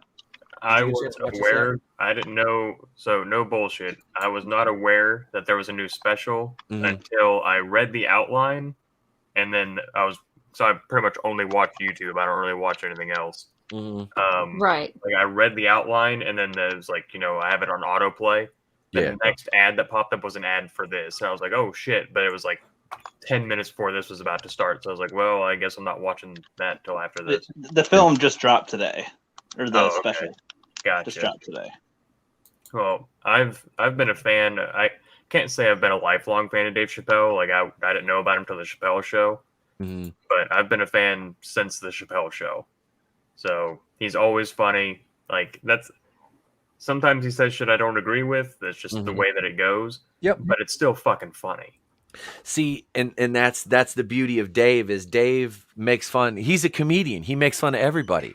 And that's what, see, if you look at like comedians today, it's most of them, everything is one-sided.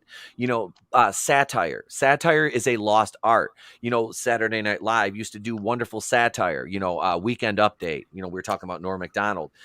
They did satire, if be it of a political or entertainment, the movies and stuff, because they would equally skewer both sides. But that is gone now, and that's the problem. Absolutely.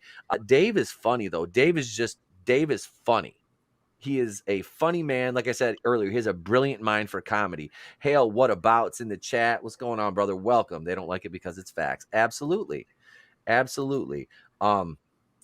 But yeah, this Dave says gender is a fact, and then they get bogged down in semantics.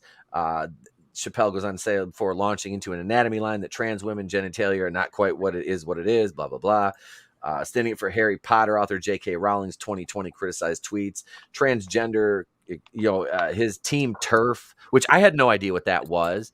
That's a trans exclusionary radical feminist. Yeah, I had no idea what the fuck that was. Like TERF. I'm like, what the So there's it's funny because they're like, hey, you're trying to you're trying to be us, like when Caitlyn Jenner won Woman of the Year, right? It's like for like the first year that she's ever a woman. It's just a man, a lifelong. A lot of women are like, what the fuck are you doing here? A like, lifelong man wins Woman of the Year. That's that's equality. So speaking of Caitlyn Jenner. Yeah, and Netflix. What's his name? Bert Kreischer has The Woods, or he has some like pseudo reality show on Netflix, and Caitlyn Jenner is in the second episode of that, and she's fucking hilarious. Fucking hilarious. Like she makes fun. Like there's a nice heartwarming moment because I guess his dad was like a huge track and field person, and he got to talk to one of his heroes and all that. So that's nice little like heartwarming fuzzies. But like she's like making fun of herself, and the other female comedian that shows up whose name I don't remember, they're like cracking jokes back and forth. So very, very like, despite what I guess the magazine covers would spin to you, seems very humble and was able to make fun of herself and the whole thing. It was really, really good TV show. Even that aside, the first episode is him, Tom Segura, and God, I can't remember his name, but. I was laughing the whole time. It was a great show. I haven't seen anything with Caitlyn in it outside of like a few appearances on like talk shows or something like that I've actually watched. What about says I don't have. I'm still not getting Netflix. So I have my mom's Netflix login. I got her Netflix. I got somebody else's Hulu. I got my mom's Disney Plus. I got everybody. Superfan hooked me up with the HBO Max and the Peacock, so I can say Adam gave me the wiener and the cock. It's terrifying, but it happens. Fallon, Millennial Misa, still anti-Netflix. I'm always going to be anti-Netflix until they take that trash off the service. Is that dumpster fire still on there? It's still there, and that's they want. It's okay. So just for context, they want to take Dave Chappelle's special off of Netflix, but they're fine with leaving that movie up there. And it's not just that, not just Cuties. There's a children's cartoon that is just as vulgar. So that's another thing. I will not pay for that. Big Mouth? Yes. Big Mouth is not a child's cartoon. No. It's a cartoon about like teenagers, but it's not a children's cartoon. Okay. I watched I think most of the first season, and I was just like, I don't like Nick Kroll, and I don't like most of the cast. I don't find him funny. I don't. I watched. I think I've seen all of Big Mouth. I'm not sure, but I was watching it, and like none of it was like impacting me the way that other people saw it. I was like, oh, this is a funny show. Like they tackle things like, spoiler alert, as someone who was once a teenager myself at one point, I was like, I can relate to a lot of this. Like they talk about like making out with girls, like, yeah, you got to put your tongue under her tongue. Yes. Yep. And then I'm like, oh yeah. Like you remember those conversations with your friends when you didn't know what the hell you were talking about? Like so there were things I related to and thought it was funny, but people are like, and something I didn't pick up on, because I guess I wasn't like actively engaged or focused on that part. I was just watching the jokes more or less. That, yeah, there is nudity in that show, and it's the characters. And I like someone pointed that out to me. I was like, oh, like I didn't pick up on that. Like it didn't hit my radar. Okay, my niece who is 15, which I'm horrified at that number right now. But she's 15 and she wanted to watch Big Mouth, so I automatically assumed that was like a children's. So that's why I was like, no.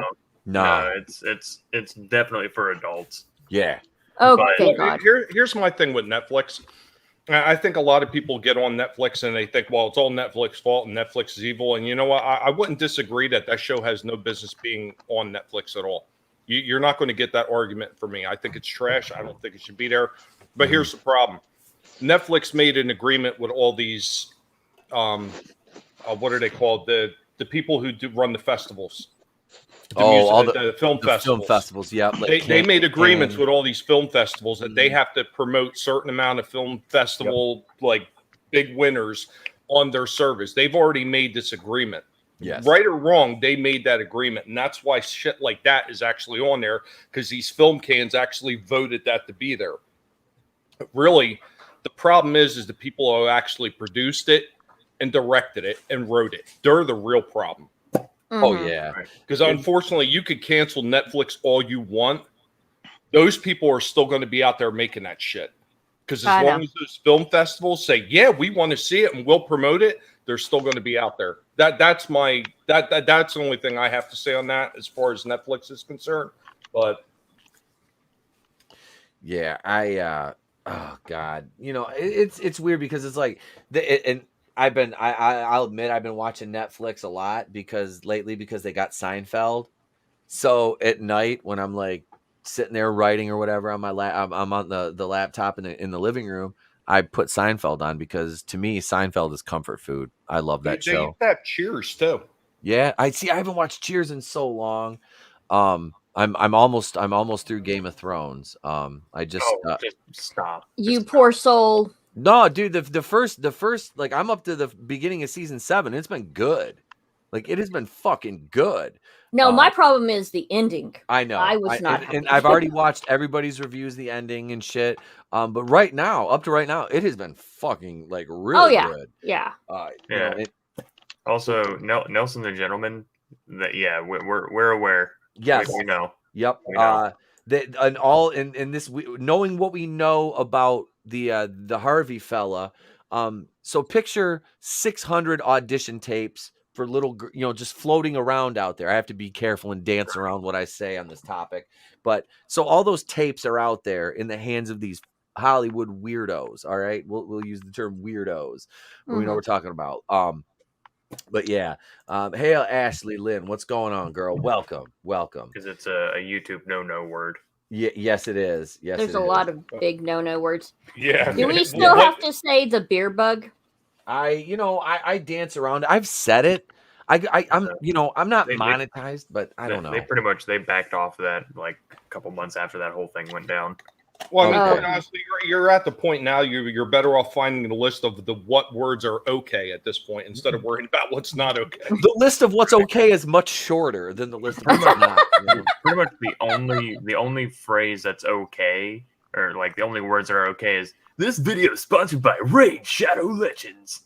Oh, basically, that's pretty much all you're allowed to say.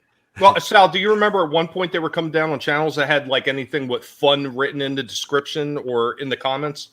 I run a toy YouTube channel, and I remember the COPPA coming down. So it was like anything that had to do with anything was considered child focused, and they were going to demonetize all of us. So, and they were going to relegate us. Yeah, relegate. I almost said regulate. They were going to relegate us to kids YouTube or whatever, where there's no ads, there's no comments, you can't like share anything. Like, yeah, that was coming. That was coming quick because people like what's his fucking name, like Ryan's World or Ryan's Toys or something. People like that were just ruining it for everybody.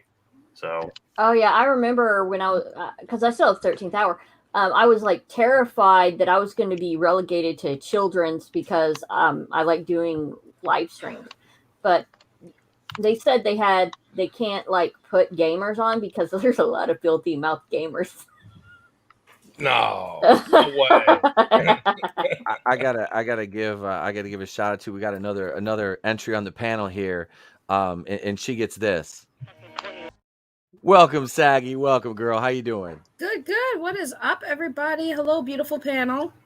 Hello. We got Tommy and the Guinea Pig Collective. We got the Rookie Critic. We got Fallon or Millennial Me. We got Sal Vador. We got Saggy Melons. This sounds like the hot tub at my house on a Friday night. I'm telling you. In alphabetical order. What are you doing with guinea pigs in your hot tub? Richard Gere came over. All right. There's like an outstanding. Apparently, I didn't even realize because Parrot had made me aware of it at one point that there's apparently an outstanding feud between the guinea pigs and him. So he better watch himself. I'm on Team Guinea Pig. I'm afraid of birds. What up, Sal? Are you like an expert on guinea pigs? 'Cause I have like a legit question. An expert? Mhm. I've had guinea pigs for a good number of years. I wouldn't. Who can actually say that they're an expert on something? You know, even a veterinary person is not going to say that they're an expert on everything about it. I know quite a bit about them from the ones that I've had over the years. I know how to take care of them. I know what signs to look for if there's something wrong with them for the most part. But I got you. I was going to ask about the chirping noise that they make. If there was like a reason that they do that. Don't they? It depends on what it is, because there's a number of different reasons why they make those kind of sounds. Sometimes that they're happy. Sometimes they might be problems, like they might be hurt. Mm-hmm. Or they're fucking evil. Yeah. Or they're evil. Or they're just plain evil. I was just thinking about like other rodents. Like other rodents make noise, but it's like I don't ever hear mice. Like they'll squeak, but it's like seems like guinea pigs are like constantly. Well, I mean, that's the thing. They have a great number of noises that they actually make from like a very low rumbling sound, which usually means that they're agitated, to a high-pitched whistle. I've never seen a lot of other pigs do it, but mine whistle. Nice. The first one I had is the one who started, and he's my old avatar. This guy right here, Jackson. He started whistling for food, like straight up, like whistle, like loud. I can't even do it right now, but it was extremely loud. Like you heard it through the whole damn house. And he taught the other pig, Jenkins. Jenkins passed away, but before he passed away, he taught it to this guy that I have as my icon now, Cringer. And then he does it, and then he taught Cliff Jumper. Now he whistles. So, dude, Cringer's his name. That's dope. I love it. It's Cringer. Awesome. Cringer, Cliff Jumper. Yes, Cringer, Cliff Jumper, Rorschach, and Dark Helmet. That's fucking good. Those are so. That's awesome. I love those names, dude. That's great. That's right, because like Tony, Tony's got the guinea pigs too. Like you guys have got the coast covered with the guinea pigs here. I had a bunch of them growing up as a kid. I had Gonzo, Curly. One named I named one of my guinea pigs Axl Rose because I love fucking Guns N' Roses. We had one named Blackie who was like half black, half white, half brown. He was like Man Bear Pig. So yeah, I had a bunch of them, and the saddest thing ever happened was one of my I had a big ass golden retriever, and he picked up one of the guinea pigs out of the cage when I was cleaning them. I took and I put him in I had another like a little aquarium I put him in, and I set it on the floor, and my mom let the dog in, and he came over all big, dumb, and happy, picks one of them up out of the cage and set it down, and I'm like, Mom, the guinea pig's not moving. Yep. Ernie broke his neck on accident. I was like, oh, that was tough as the 10-year-old to handle. I was like, oh, you think that's bad? My first pet, like my first actual pet that was mine, was a pet rat that I named Chris. Mind you, I found out later it was a girl, but I thought it was a boy. So we literally brought Chris home, and I thought it'd be nice to put little toys in there for Chris to play with while we went out. So you know those little plastic rubber balls you get at the dispensers? Yep. So I put one of those in there, and then we left for like an hour or so. We came back, and Chris was dead. And I found out, I was like, how the heck did my pet die? We weren't even gone that long. So basically, that little ball I put in there were bite marks in it. So basically, that's poison. I didn't know that as a kid. So it was biting it and eating it, and it poisoned itself and died like really quickly. So yeah, that was my first pet experience. I killed my pet within an hour of getting one. Oh my god!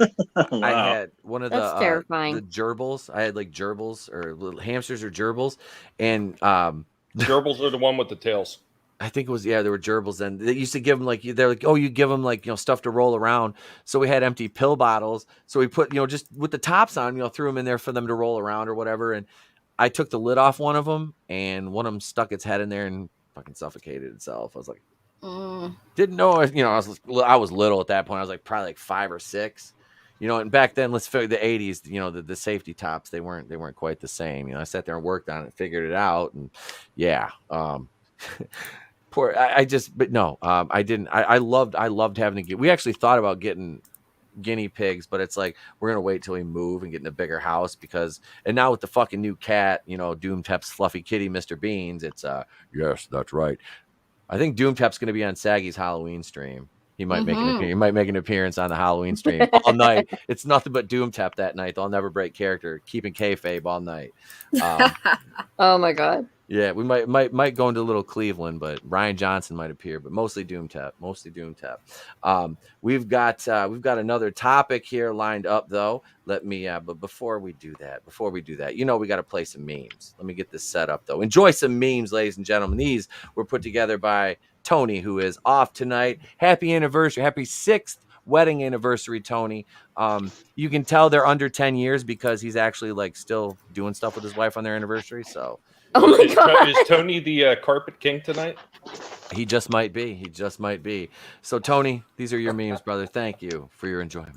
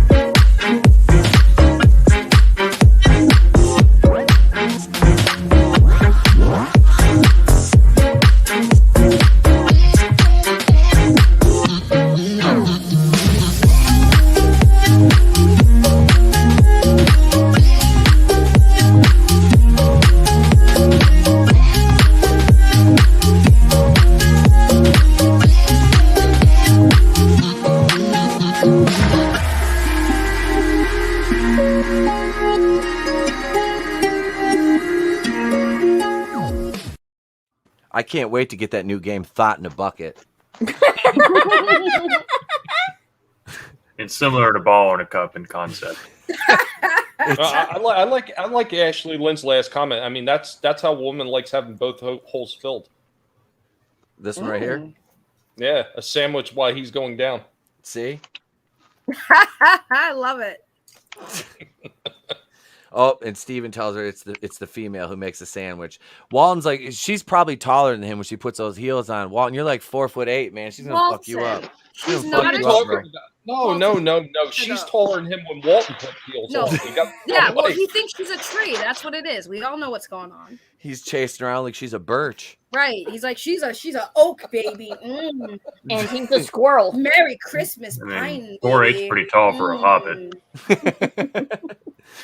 So speaking of hobbits, Lucasfilm to reimagine Star Wars film. The original Star Wars is animated movies. Weren't they talking about this a few years ago?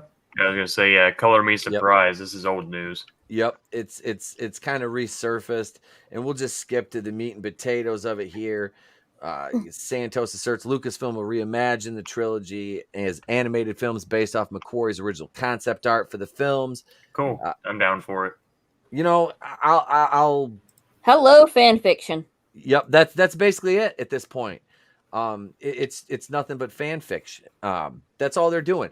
I watched. Admittedly, I did watch a couple episodes of Visions. Has anybody else checked that out? No, not yet. I watched 3 episodes. This was like yesterday, day before yesterday that I did that. And I 100% judged judged a book by its cover. I just picked the 3 that I like the animations or like the art style of. Yeah. The 3 I watched were okay. You know, I mean, it's if people are watching them expecting like, oh, these are just like anime segue Star Wars stories, like it's clearly just like some I can't pronounce the names. I'm not even going to attempt to pronounce the names, but it's anime studios are just like, hey, yeah, you guys want to do like a Star Wars thing? Like it's clearly not canon. It's just like it's Star Wars in concept only with like lightsabers, force, things like that. But it's like, oh yeah, it's like Star Wars-esque with anime. So I picked the 3 that I liked just based off the artwork, or the 3 that I watched and liked were just based on the artwork. I didn't watch the other ones. Mm-hmm. So I watched I'm gonna try and remember the names. It's The Duel. That was the first one. Right. Yep. I watched that one. Is it like the like there's a number. It's like the ninth Jedi maybe, and the Elder. And I liked those pretty good. I liked the Elder and the Duel the most out of the three. The ninth Jedi was okay, but didn't knock my dick in the dirt or anything. The Duel was the first one. That was the only one that I really liked. I watched because I watched the first three like in sequential order, and the animation style in the second one threw me. It really threw me off, and I thought the story was kind of stupid, honestly. Like the first one, I'm like, okay, like I'm not a fan of the Inquisitor style spinning lightsaber, The umbrella saber. yeah, the Mary Poppins type thing. I'm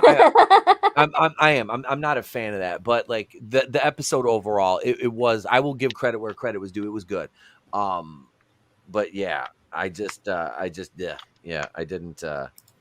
The rest of it, I did. The second and third one, I didn't. No, not at all. Like the second one was like, oh, I don't know. It was just weird. It was like the Boba Fett had to capture that guy in that band. It was, I don't know. I wasn't a fan. I wasn't a fan of it. So what's funny is me and Rookie actually discussed this very topic on one of the latest episodes in the Fandom Collective podcast. Mhm. And I honestly think this might be a good idea, especially since they non-canonized the EU. Mhm. And I wouldn't mind seeing some of the books done right turned into animated films. Okay. So The only problem with that is they're never going to do that because they don't even want to pay those writers. I mean, That's wasn't true. it like with Dean Foster or somebody have recently came out and he's pissed off because they won't give him any royalties for the books. Yeah. Or not Dean Foster. Wait a minute. Oh God, what's that guy's name? Wasn't it? I can't think of it. But Marvel's been getting hit with that recently. You know, they're not paying the artist or not paying the your comic people and stuff, and it's just Do they need throat punches? They do, I think. I'll throat punch them. It's tomorrow's Throat Punch Thursday, so I love throat punch Thursday. It's my favorite day of the week.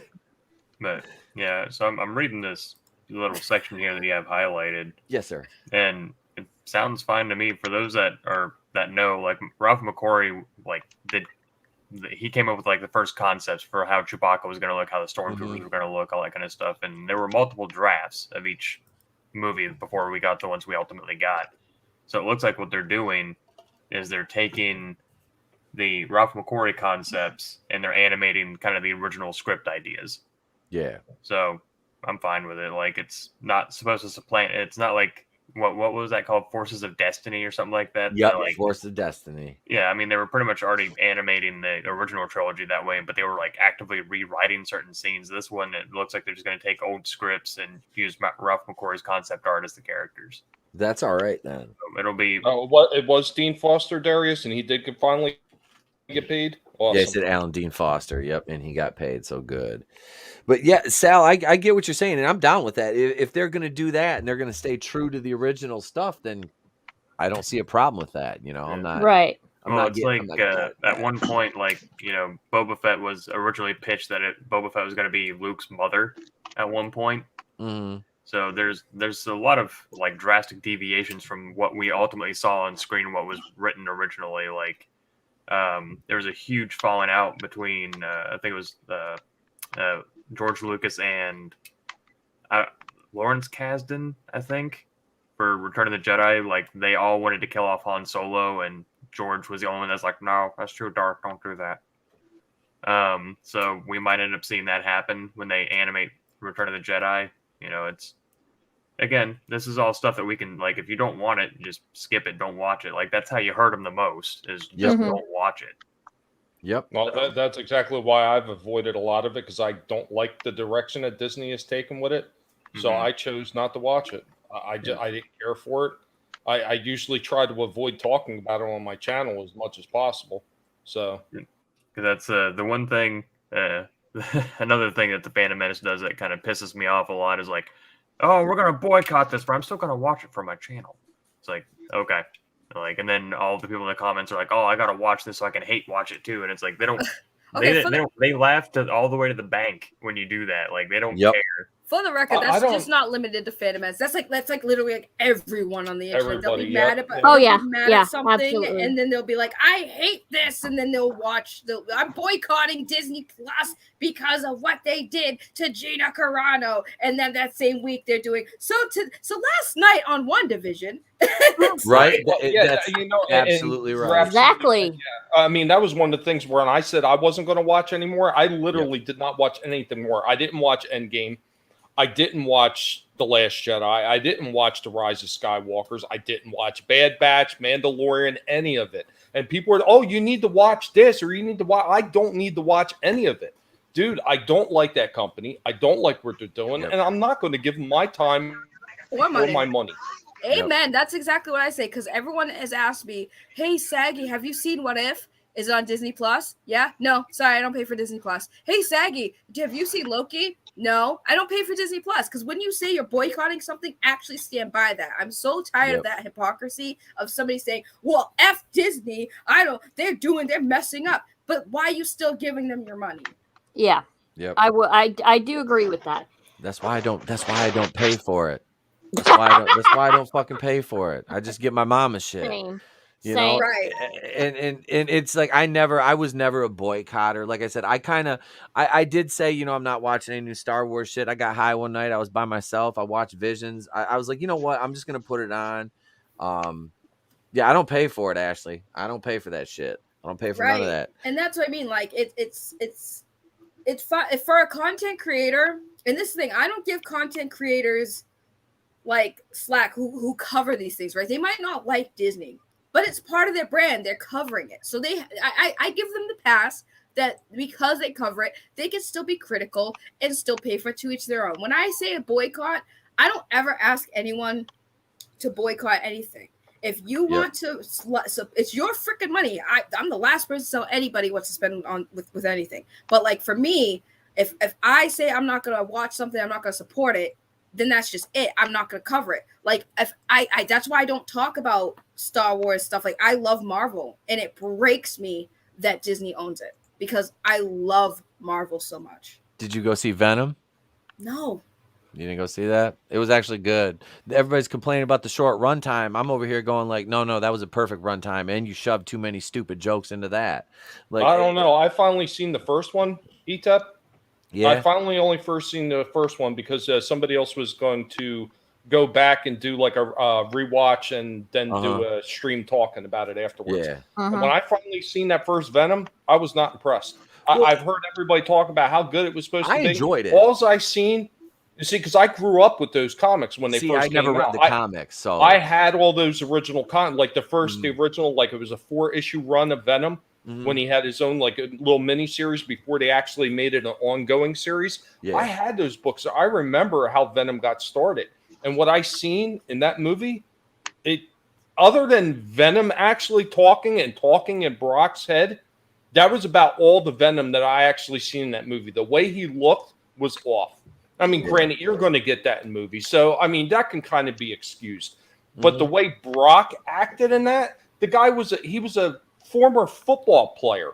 He was an athlete, and here in this, he's a whiny bitch. And I could not stand that aspect of the movie.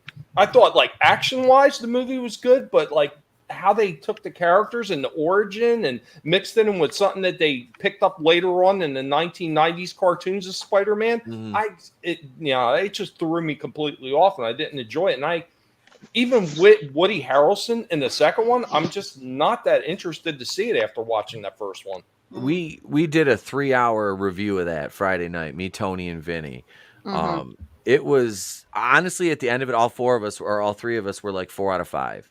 Despite its flaws, it's a 4 out of 5. And I looked at it like this. I fucking fell asleep in the theater watching Shang-Chi. I passed the fuck out during one of those long ass dry exposition scenes.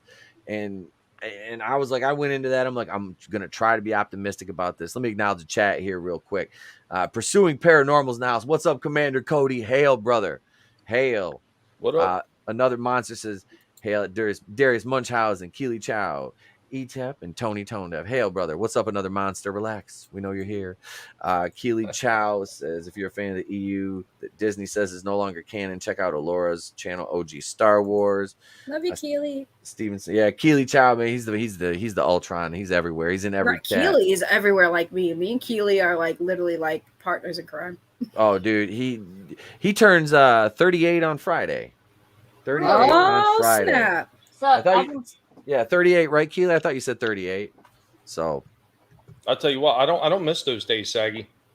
I used to be everywhere on every single channel all times, modding up to maybe 5, even up to even 7 channels at a time. And you know what? It wore my piggy feet out, and I'm exhausted from it. I hear it does sometimes catch up to you after a while. Oh no, it does. I remember one day I was on like 10 different streams in one day. Like from the time I woke up to the time I went to bed, I was on 10 different streams, and it's because like at the time I had nothing else to do, so I had plenty of time. And everyone was like, "Hey, we're talking about this." I'm like, "Okay, yeah, I'm down. I'm just getting off a stream. Let's go." Yeah, there's a group that I moderate, and there was a meme shared, and it was like some toilet that the septic system had clearly backed up into the bathroom, like there was just shit everywhere, and it was like, would you clean this for $50 an hour? And I very nearly said, I moderate this group for free. There's no difference. Oh, wait a minute. I just realized something. Para says, how you doing, Mrs. Walton? If that's Mrs. Walton, Steven, you better be careful, because I'm known as Mrs. Steal Your Girl. So you better lock it down before I come around. Giggity. Giggity. I like where this is going. Sorry, I had to say it. Oh, don't make Cleveland come out. Oh, girl. All right. Shit, we're going to get down up in here tonight. This is the first live stream I've done in months. Really? Well, dang. Really, I haven't done any in a long time because it's like tired, it's sick, and I have done gaming streams, but that's over on Twitch, and that don't really count. Oh, by the way, speaking of Twitch, if all you Twitch streamers, I don't know if you heard today, but please change your passwords. It was a hack today. If nobody's heard about it, yeah, I did hear about that. Really? Okay, yeah, the Twitch got hacked bad. Like there was some craziness. So yeah, if you're a Twitch streamer, change your password right now. Why won't they hack Twitter and just take it down? Just topple the whole fucking empire. Also, they the people that attacked Twitch, they took it, completely wiped out all the monetization. Any money history for the month gone. Wink, wink. Yeah, no, it's crazy though. The biggest thing that people took from that too is how much money they paid out to a lot of their top streamers, and it was really interesting that people that you'd expect that made a lot of money on Twitch weren't making as much as people thought. It was a whole thing. But yeah, that's crazy. See, crazy. I haven't. I've never been on Twitch. I'm not a aficionado about anything Twitch or Twitch related. But I just found this article, and since we talked a little bit about it earlier with Leticia, right, talking about Black Panther, let's talk about this because Saggy mentioned Marvel, and Wakanda is now officially named the new capital of Marvel's Earth. On a post-apocalyptic world devoid of all electricity, Wakanda has become the planet's capital, serving as a beacon of hope and progress. I feel like I should have read that in Doomtap's voice. There's still time. Yeah, right? It's still time. Oh, so is well, wait for it. Well.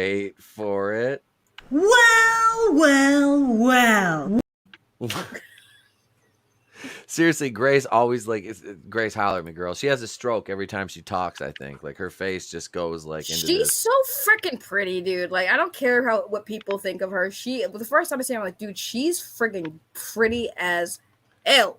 She can look pretty at times. Like her she's eyes.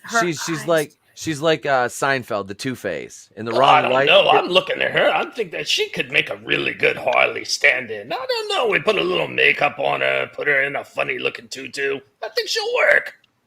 That's just a car. Oh my god. I can't wait. Batwoman comes back next week. You want to talk come about on, hate? no. You want to talk about hate watching something? Oh, I'll hate watch the hell out of Batwoman. See, God. but that's the thing. Like, I'm not offended by. I welcome more seasons. They're gonna renew it for season 4. You know, they said last year they're canceled. They're not gonna cancel it. It's a CW show. They need to have a certain amount of episodes so they can get that streaming deal, in syndication and all that. So they are, yeah, Real they're quick. they're gonna keep it going. Real quick. I'm Yes, looking at the articles here on the side, and it says, "Forget X-Men. Storm is now Marvel's most important hero." I'm like, X-Men is a team, not a. Okay. Okay. Do you want to take a look at that? Because we could take a look at that one. Let me click on that. I'm all good. I got everything I need to know just based on that. Storm was already the leader of the fucking X-Men. Like, Well, she was. Yeah, she was a statement leader they early on should've- too. Yeah. That you know what they should have done instead of say forget X-Men, they should have forget X-Men because that's an actual person. Right. Right, but only in the Age of Apocalypse storyline. True. But like, Isn't it X people now? Screw that. It's X they them. I It's X, reject they, your them. reality and substitute it with my own. X people. If they change that name to X people, I am rioting. Pitchforks are coming out of retirement. Gonna be a saggy Midlands rally. Yes, I can't do it. I can't do it. And when I first heard them talking about, oh, they're gonna change the name of X-Men, I was like, I'm like, bitch, try me. Well, was it? Try me. Wasn't it Victoria Alonso that said that? That said the name X-Men is kind of dated. Yeah, I forget. Well, I don't even know who it was, but I remember seeing that on Twitter, and I was like, bitch, try me. See how that works out for y'all. It was one of the like the top like female execs at Marvel, and she said the term X-Men was kind of dated. It's like, well, there's always been a ton of women on that team, and nobody ever cares that it's X-Men. Like, nobody's ever cared that it's X-Men. It's like they represent like, why try to explain it? It's you'd have better luck talking to a wall, I think, than trying to. Listen, all I'm saying is if they ever do that, hands will be thrown. Oh, absolutely. Trust me, it's ridiculous to even contemplate that. You know, that it's even up for discussion is ridiculous. It truly is. So no, we've got Wakanda is in Dark Ages 2. It's on sale in print and digital. Wakanda capitalizes on its reputation as a haven for progress and justice and points the rest of the way for Earth. So Tony's vision came true. Wakanda land is now the capital of Earth. I mean, sounds legit. Seems about right. I mean, Wakanda is in the Marvel universe the most progressive place on the planet, basically. So I mean, that's where all the superheroes get their vibranium. So, Okay, this is my problem with Wakanda, and I say this as somebody who absolutely I love Black Panther. I love the movie, even though it's shite and it's overrated. But Chadwick Boseman saved the fucking movie with his performance, and the set pieces are beautiful. The third act CGI falls apart. And they should not have killed Ulysses Klaue off. That was a fucking mistake.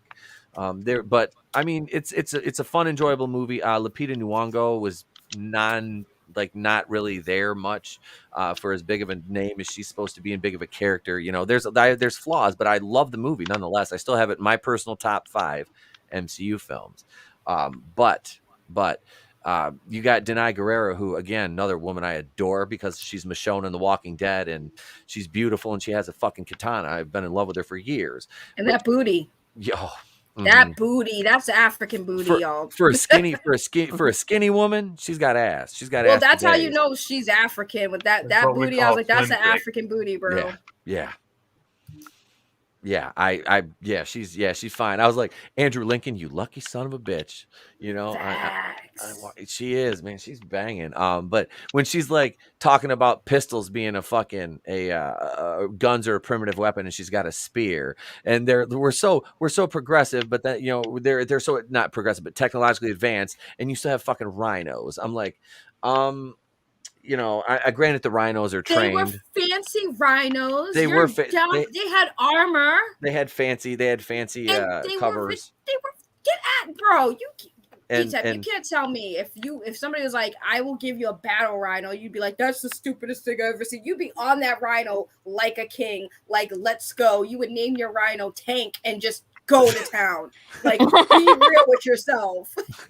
You figured me out, damn it, Saggy. Yeah, Damn it. It's like exactly. you see into my soul, damn you. I see you in a crown and everything, the cape, and you're just sitting there all majestic, like, let's go, tank, chop, chop, let's go, destroy people, come on, come. I don't know how I got an English accent all of a sudden. I don't know either. That's just my go-to. I put a crown on. Next thing you know, I'm spit spot meeting two reds. Let's go, cheerio. So Wakanda's Earth's capital now. Okay, I guess we can roll with that. And I don't know if anybody else here has watched. Well, I didn't see the season finale to What If, but I've suffered through pretty much every episode. There's been a couple good ones in there. The Doctor Strange one was okay. The Star-Lord one, like I said, I was like, for that to be Chadwick's last performance, that really, the writing was bad. They could, if they were going to have him, they could have done it better. I was like, but it was too forced. You know what I mean? They're like, everybody's like, oh, he's perfect. And it's like Star-Lord. I'm like, well, that's Peter Quill's mom called him that. I'm like, he's not automatically going to be okay, whatever. We'll just go with it. It's What If. We'll go with it. But yeah, I was like, how many episodes do you need to fucking kill Iron Man in? You know? Oh my God. Christ. Like, we must get really it. hate him. We get it. He's a toxic white male. I get it. Do you need to kill this motherfucker anymore? Yeah, I'm sorry. The way you said that, it's like funny because it's like, damn, Iron Man can't catch a break. No. This motherfucker died in Endgame being the OG fucking, you know, and then he dies in fucking What If, dies in What If again, dies in What If again. Like, you know, and the Killmonger episode with him was kind of like meh. You know, I don't know. There was a lot of issues with this, but I did find some joy in the episode where Thor pinned Captain Marvel down with his hammer.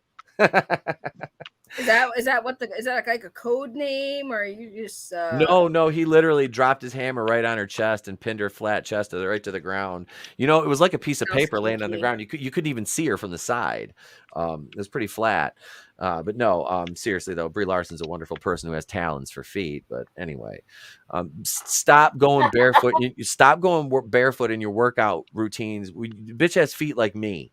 Like they're like size 13s, but her toes are all like, it's like, use my little hand. It's my strong one. You know? I'm sorry, the way you did your fingers. It's my strong one. Come here, child. That really is her feet, though. It That's is. the crazy part. It is. That's her damn feet. And I posted that video, and it only got like 60 views, but it got like 10 upvotes and 5 downvotes. I'm like, the Brie trolls are here. Yes. Oh yeah, then I start getting those bot comments on the videos. They post that. Sal, you know what I'm talking about. Sal knows which. Yeah, good old what was that CMG or CGM, whatever. The CGM show. Been doing YouTube for like 10 years. Has like 100 subs. Yeah. The CGM show. Him and all his little trolls. That's funny because like I went over and commented on one of his videos and he gave me a heart react. I was like, aw. You like me. You really like. And then he's like, yeah, E-Tap, you're bald. I'm like. Good observation. I was like, stop. Wait, no. Apparently this is breaking news, ladies and gentlemen. I have a gorgeous, smooth, shiny head that smells of cocoa butter and aftershave. But no, I've never seen What If. I stopped watching that Endgame because I was like, okay, I'm done. That's it. Mm-hmm. But I knew about the Star-Lord T'Challa thing, and I was kind of upset by that. I was like, that changes nothing. I was like, okay, he's Star-Lord now. It's like, if he wasn't Star-Lord, he'd still be Black Panther. Yeah. I'm like, why don't you pick someone like, I don't know, Killmonger, or like have Killmonger and Black Panther swap places, because that'd be a completely different story. Wakanda forever. But it's like, 'cause that to me, like, I like to see What If story. Like, the one I like the most was probably the last one I read was What If Doctor Doom and Iron Man had swapped places.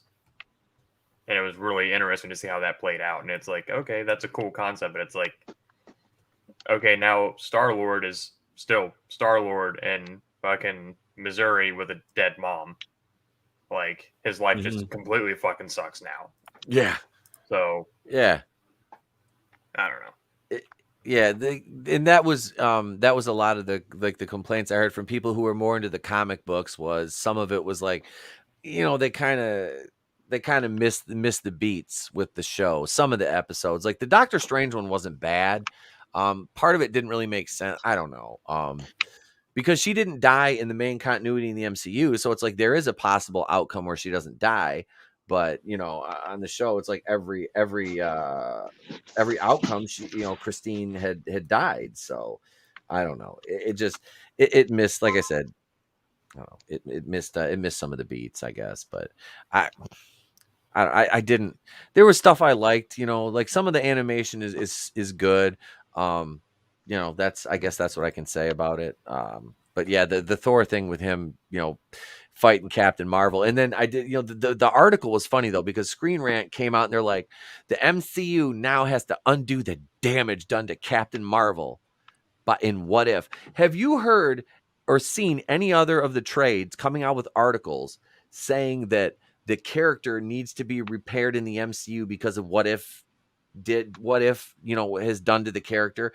But of course, Captain Marvel, who some reason has to be protected if she's this important character, why does she have to be so protected? Is, now they have to undo the fucking damage that was done by a cartoon that doesn't even count canonically. Am I the only one that doesn't make sense to? It doesn't make any sense. It's like, y'all are such drama queens, oversensitive. Y'all need to go get your big boy and big girl britches on and learn to handle what if scenarios, because it doesn't mean it's canon. Well, maybe it kind of does because the whole multiverse, but that's besides the point. Well, yeah, in general, the way they approach the what ifs are kind of odd. It's like you could, like the whole Black Panther Thanos one. I mean, I think the whole, like, what if Thanos was convinced or something to change would be like a good multi-episode type of scenario to maybe play out. Like, can you convince him? Like, I thought that their plot of that episode, like where they have to find some life thing that can, bring forth life, would be a way to convince him or something. They could have done that, but it's like really weird, and the way they do it seems very contrived. Like they're not really holding they're not doing a what if scenario while keeping their characters intact very well on some of them, which is how you make it interesting. Because if you change them too much, then it's not really, you can just do it, then why not do anything, pretty much.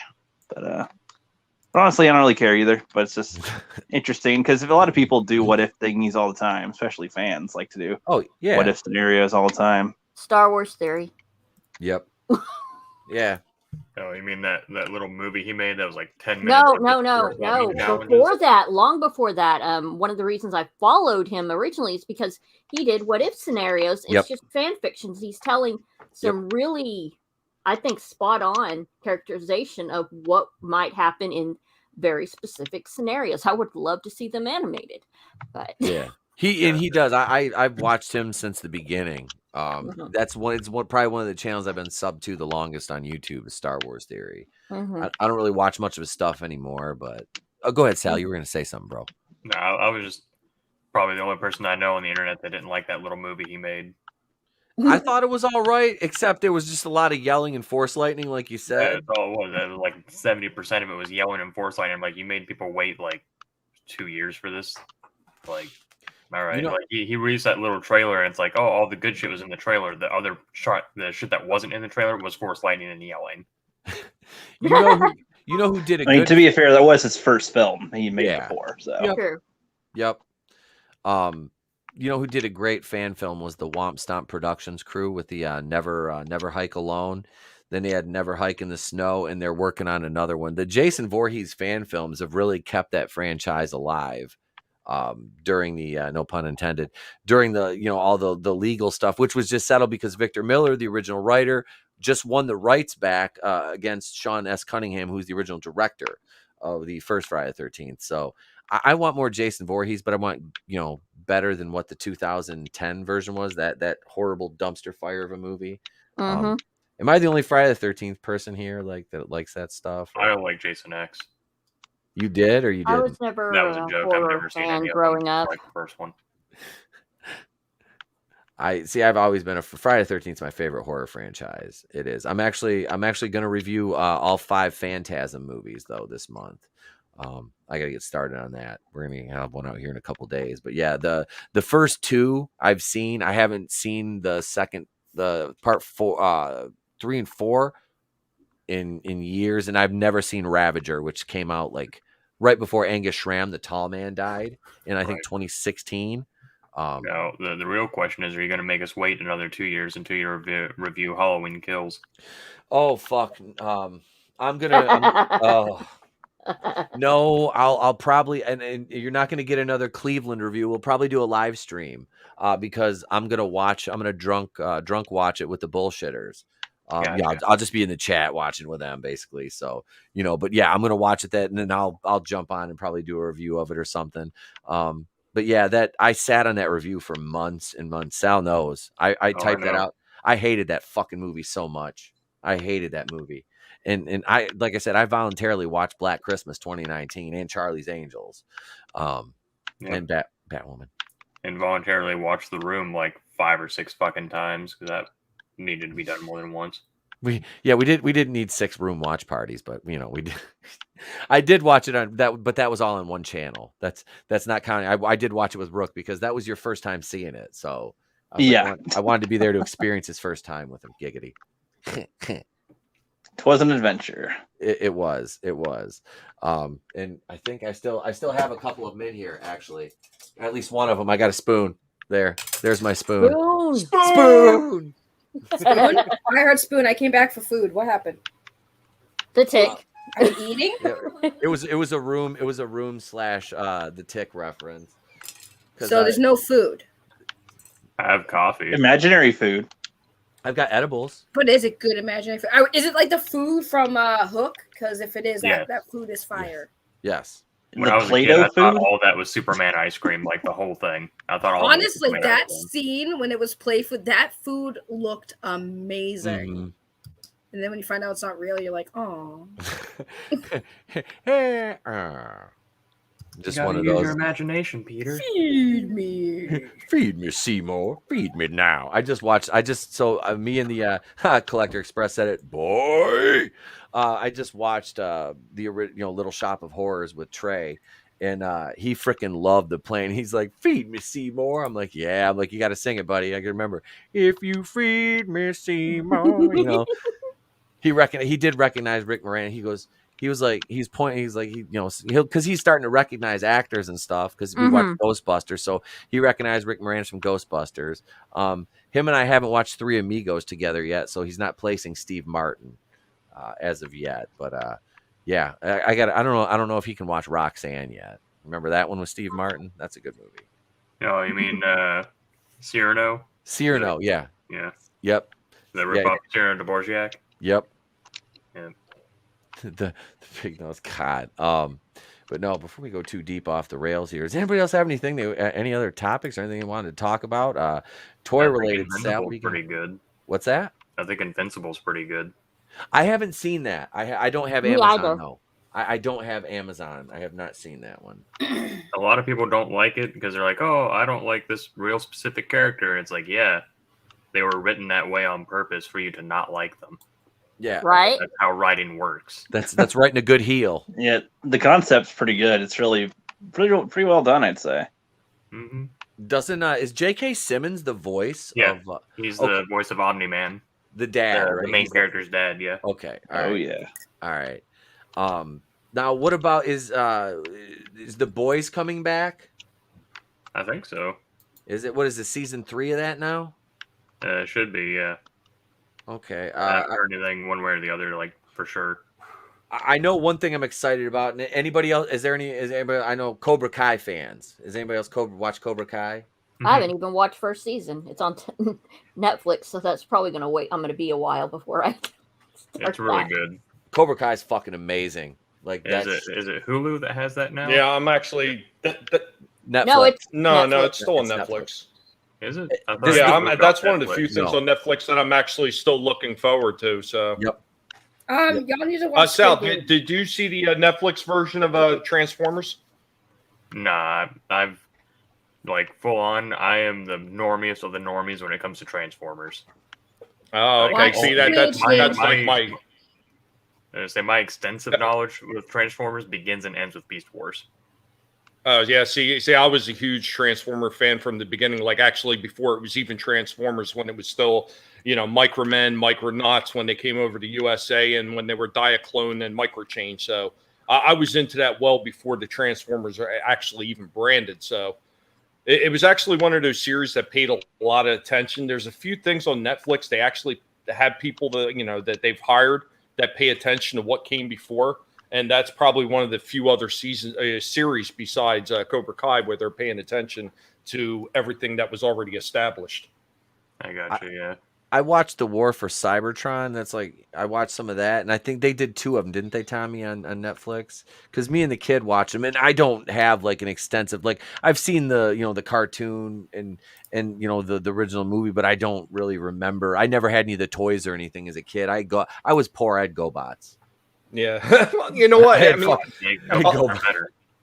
Yeah, well GoBots actually predated the Transformers on the toy shelves. Because they both came over from Japan. Because when they went over there, looking like both Tonka and Hasbro, they were looking at these Japanese franchises, and Bandai had the Machine Men, and then of course Takara had the Diaclone, and then they had the Microchange line. So both of them were looking to bring those Transformer toys over. Tonka was just a little bit faster. Yeah. And what they did is they didn't really change the packaging at all, other than putting names on it. Where Hasbro actually had to come up with all brand new packaging, because the original packaging for the Diaclone and the Microchange was just like Car 01. Ravage was just called Cassette Jaguar.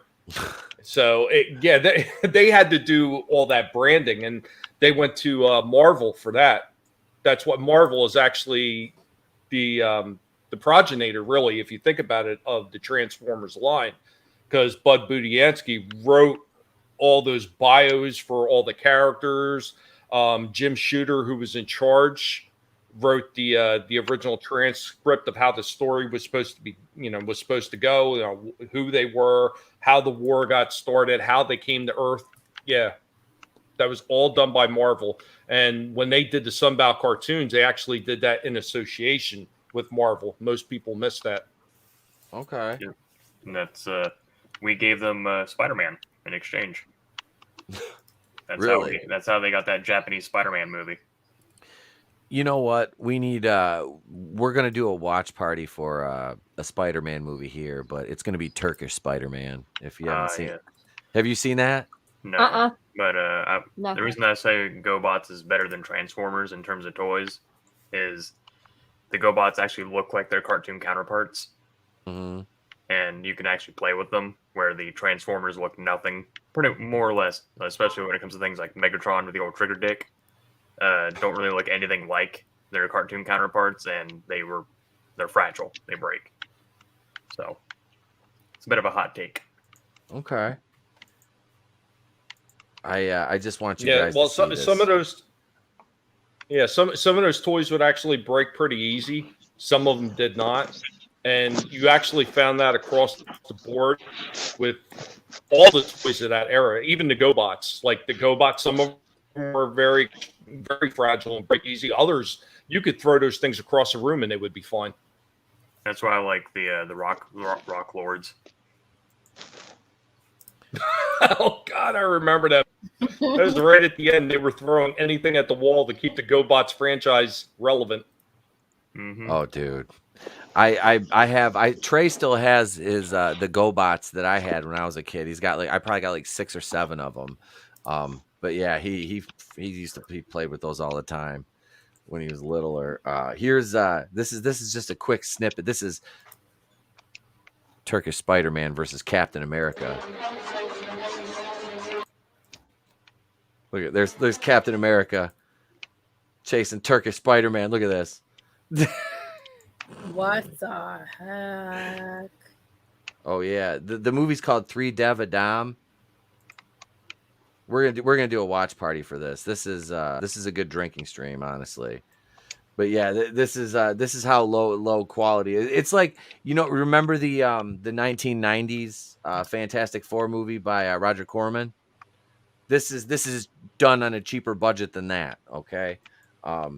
So yeah, and speaking of reboots and stuff, they're gonna reboot Maniac Cop. Has anybody seen any of those? The original with Richard Zadar, the guy with the huge fucking jaw. If I have, I don't remember. Oh yeah, they're gonna well, Bruce Campbell was in it. Tom Atkins and his glorious mustache. Yeah, it's they're gonna reboot that. I'm kind of, it's called, the movie's called, it's about a cop who goes nuts, and he's like he comes back from the dead and he's like killing everybody. That Robert Zadar played a fucking great, like, beyond the dead character in this, but I'm like, I can just see them rebooting this in today's climate. This will be fun. Sal's got, this is Italian Spider-Man.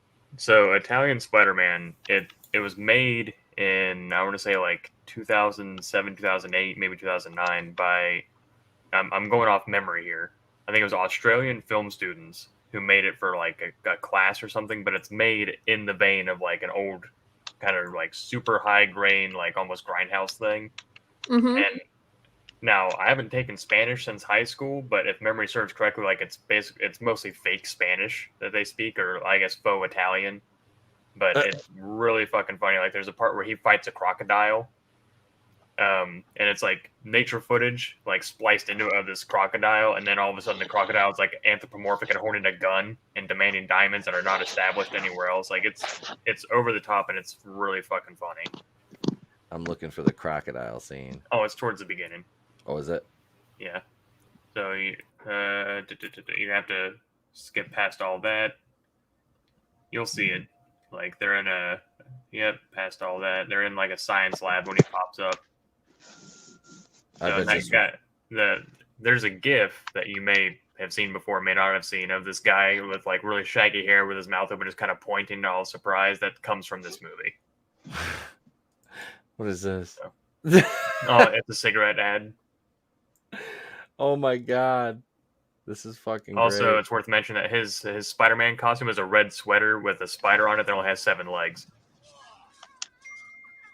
There he is, that guy. Oh god. The meme.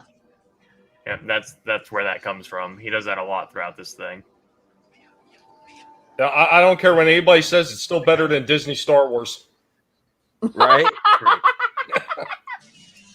What? Are they just having a dance party here? Yeah. It's it's great. Oh my god, that's freaking awesome! Like I swear to God, I need that. This is another one that's gonna be that's watch party material right there, because I want to do 976 Evil this month. The second one though, the Jim Wynorski sequel, which is on YouTube. I found it. It's on YouTube. It's actually a good quality too. And that's just has anybody ever seen any of those? The 976 Evil? There's only 2 of them. Yeah, I didn't think so. It's an obscure, like, it's kind of like what about Ghoulies? Anybody remember those? Yeah, I remember Ghoulies. I just watched those with Trey. I was like, can he? Yeah, he can watch these. They're wonky as hell, dude.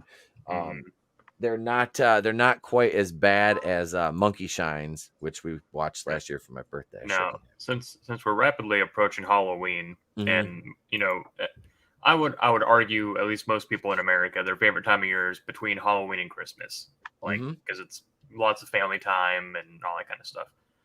Now, I fall into a specific camp on this, but I want to get everyone's feeling on it. The movie Gremlins. Everyone always wants to talk about, is Die Hard a Christmas movie? It's like, well, who gives a shit?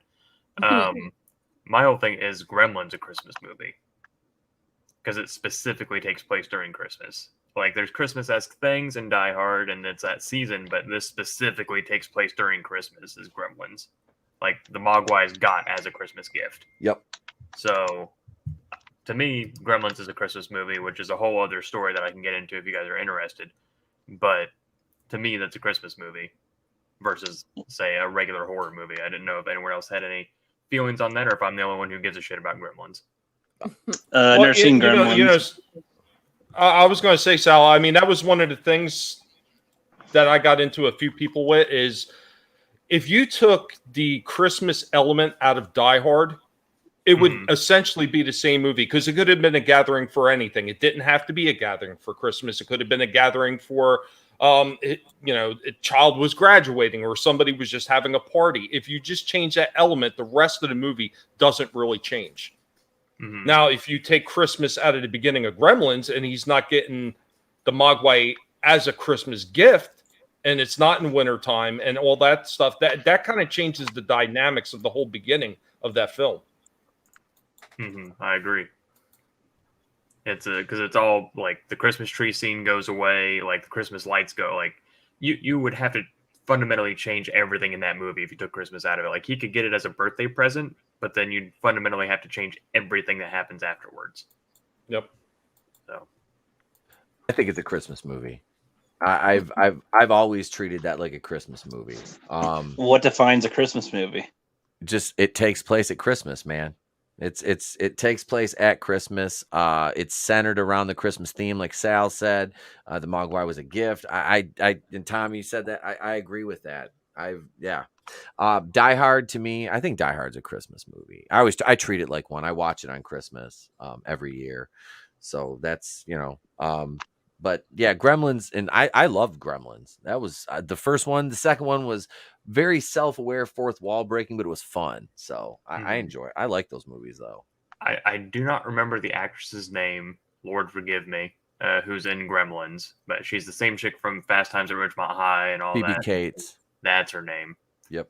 She very nearly did not get that role because of her previous roles. Like, because shocker, she did a lot of like prolific nudity in her previous roles, and she was considered quote unquote too sexy for the role.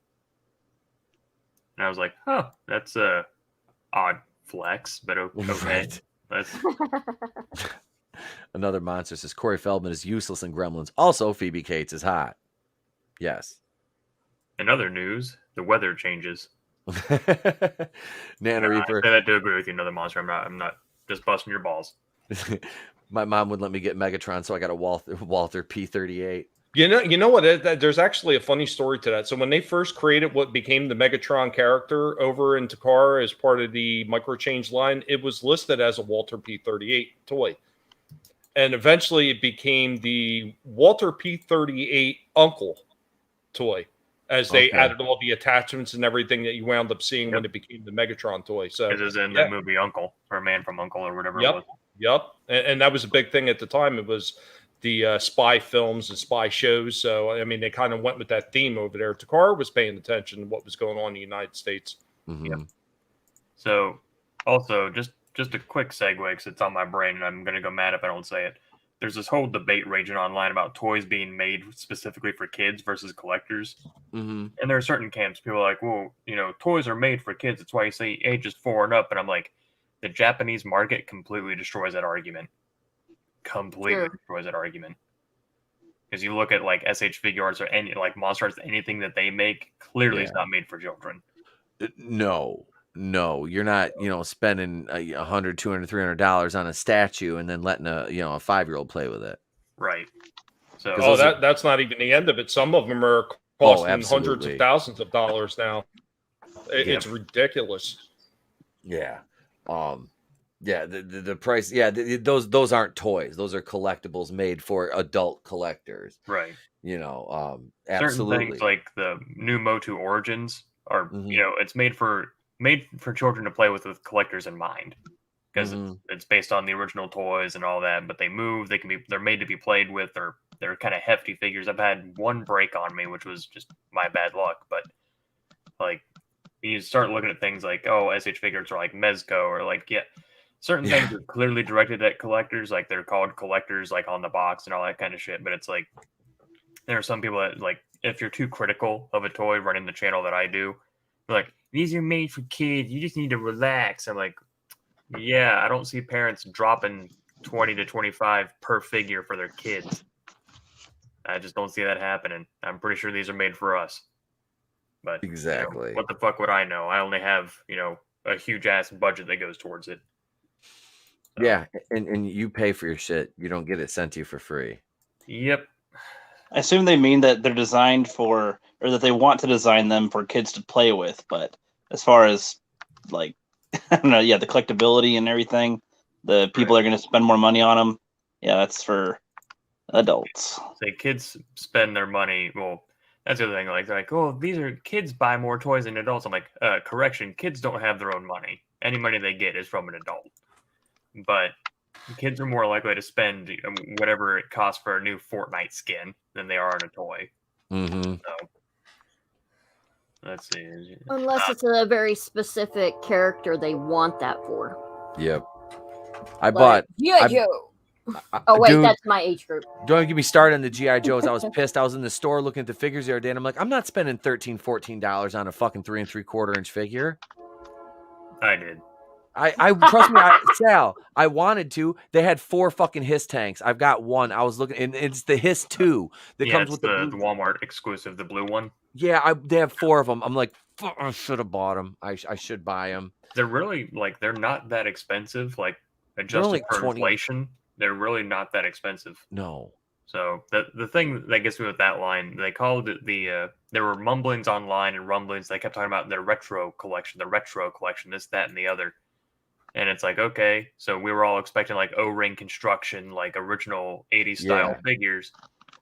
And then they drop the fucking, oh yeah, this is the 25th anniversary line all over again, which is fine. I like those figures. Most people in the Joe community like those figures, but it was the bait and switch with the name. It was like, you should have just said, yeah, we're going to bring back the 25th line, and people would have been all about it. I would have had no qualms, but the fact that they spent like the better part of probably 6 to 8 months marketing the retro collection just to have the 25th line come back, and it's like, thanks guys, we appreciate it. Appreciate it. Thanks for everything you do. Yeah. Thanks, Hasbro. You're the best. Oh man, yeah. Like I said, I bought Trey the He-Man and Skeletor from Which one? the retro The line retro- on like the on the retro vintage one. card backs. Is that the Origins? Yeah, Motu Origins with all the Yeah. articulation. Yeah, the ones. There's 2 different ones. There's actually an Origins line, and then there's just a plain retro line. I don't know. They were like 12. Well, 13, is it? $12, I'll ask you. $13. Is it contemporary? Like, did you find it on the shelf now?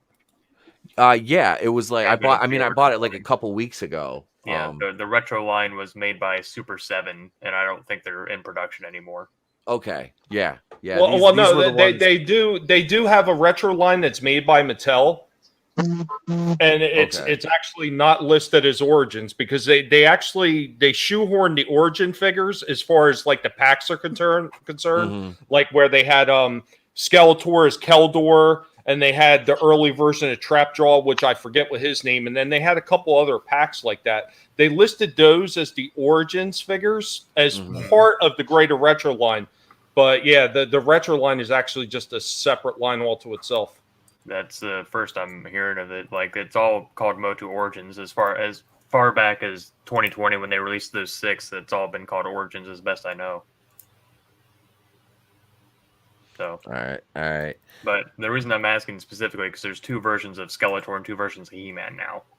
Like outside of battle armor and all those, like it's still a weird phrase, but I say it in my videos. The original Origins for Skeletor and He-Man had new heads, like new faces. Like Skeletor has an open mouth, but now contemporary, starting like 2 months ago, they've re-released Skeletor and He-Man with their vintage style heads. Yeah, I like the attention to detail, and yeah, they have good articulation. They're still put away, they're Christmas presents. Dude, it's funny. So I was at the bodega the other day when I bought this, which we are going to play next week. We're going to play Keeping It Saxy on Monday night. Yeah, that's right, baby. I got a Kenny G board game, Keeping It Saxy. Do you guys want the intro? We even have an intro for the segment. We have an intro for the fucking Kenny G segment. All right. Let me find it. This is it's fire. It's straight fire, yo, as the kids say. Here it is right here.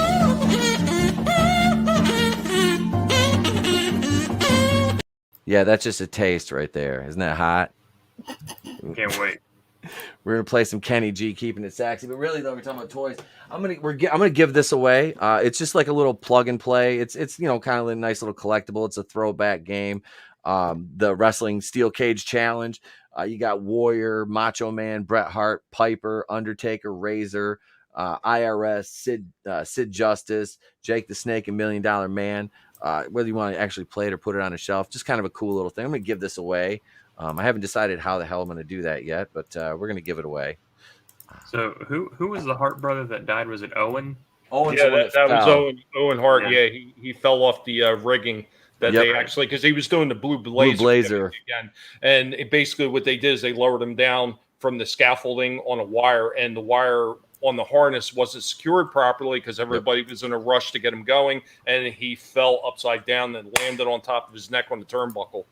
If you were watching it live, you actually seen it right before they cut the TV off. And my mother and I were always getting the pay-per-view. So we seen it when he first hit, and then they cut it really quick. Yep.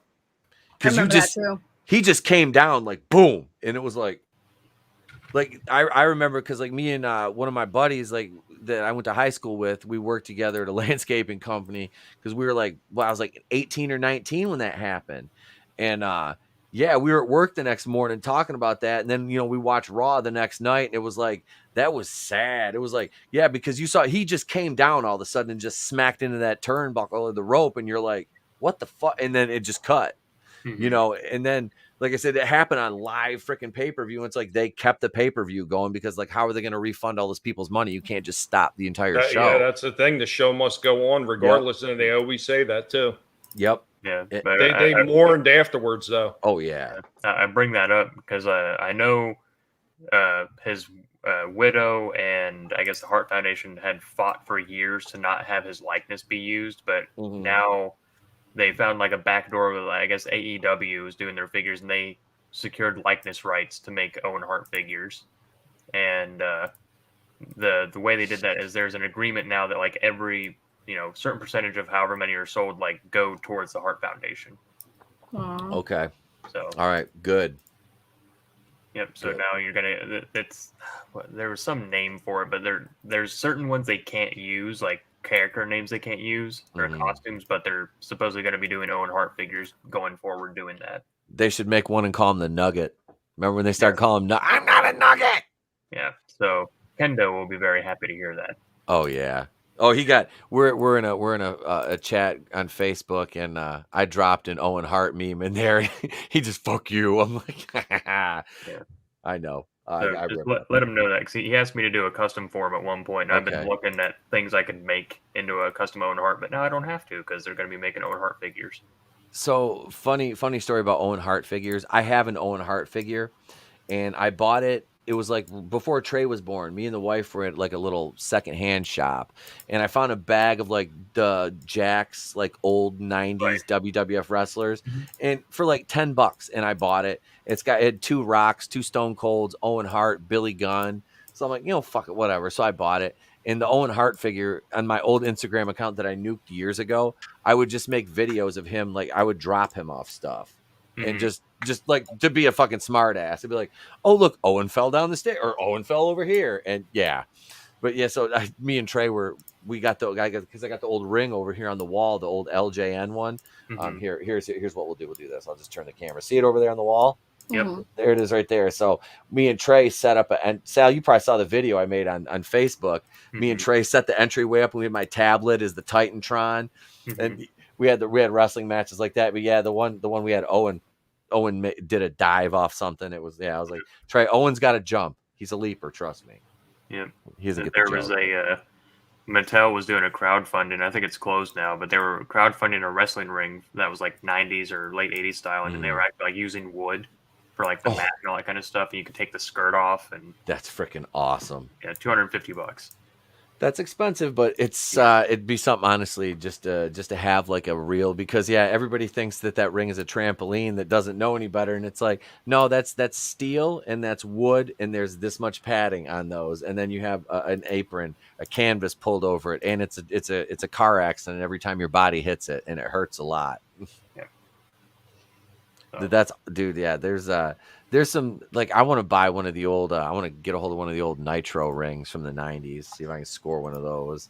It's just some of that shit. Like I want to have that. I love that WCW stuff, man. That is shit though.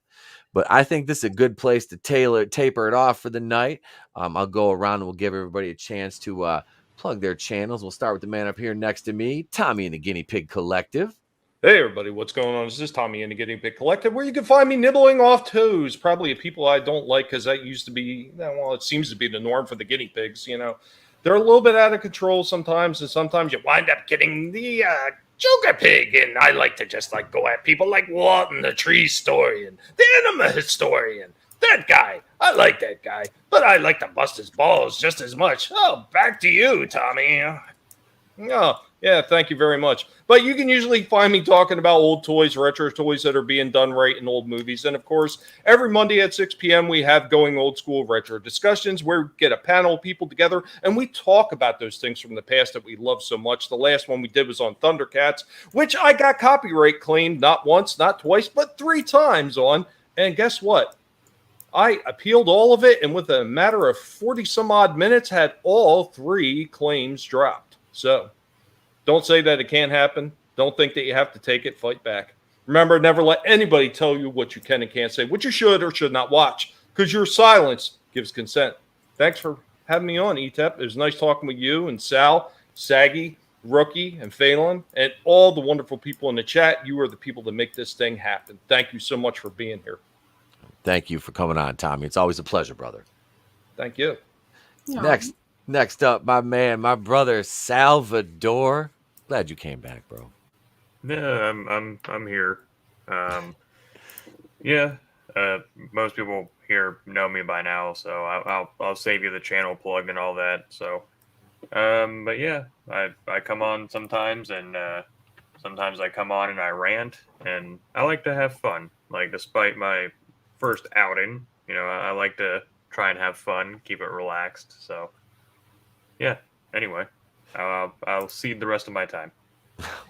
Well, thank you, brother. I appreciate you, man. And next up, last but certainly not least, the diva on the panel, Miss Saggy Melons. No longer the artist known as semi-retired Saggy Melons. Yeah, that was short-lived. That was a short-lived moniker. That was a short-lived trilogy.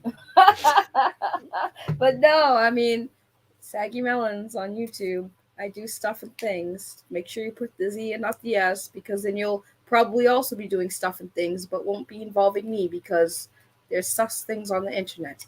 Be afraid. Be very afraid. Well, thank you for coming on, girl. I appreciate it. Last minute, No, of course. Thank you for having me. Always a pleasure. Oh, you're welcome. You're welcome. Thank you. And I will let me acknowledge this wonderful chat here. Yeah, we got Keely Chow, of course, another monster. Rookie Critic and Fallon, yes, thank you for coming on and also being in the chat. I appreciate you guys. Parrothead, purveyor of memes. Nano Reaper, what about?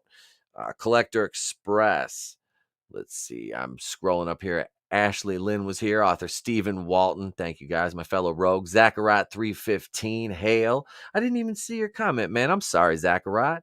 Hail. Thank you for joining us. Let's see. Let me scroll up here. This never gets old, though, Tommy. Right here. The little coffee cups and poo emojis. Thank you, Parrothead, for that. But yeah, Darius Munchausen was here earlier. Just trying to scroll, catch everybody I can who showed up here in the chat. And Nelson the Gentleman was here earlier as well. Frankie Knows says hi and bye. Thanks for stopping by, Frankie Knows. Appreciate it, bro. Parrot says great stream, guys. Thank you. So yeah, you can catch me tomorrow morning. Yeah, you want to wake up with me?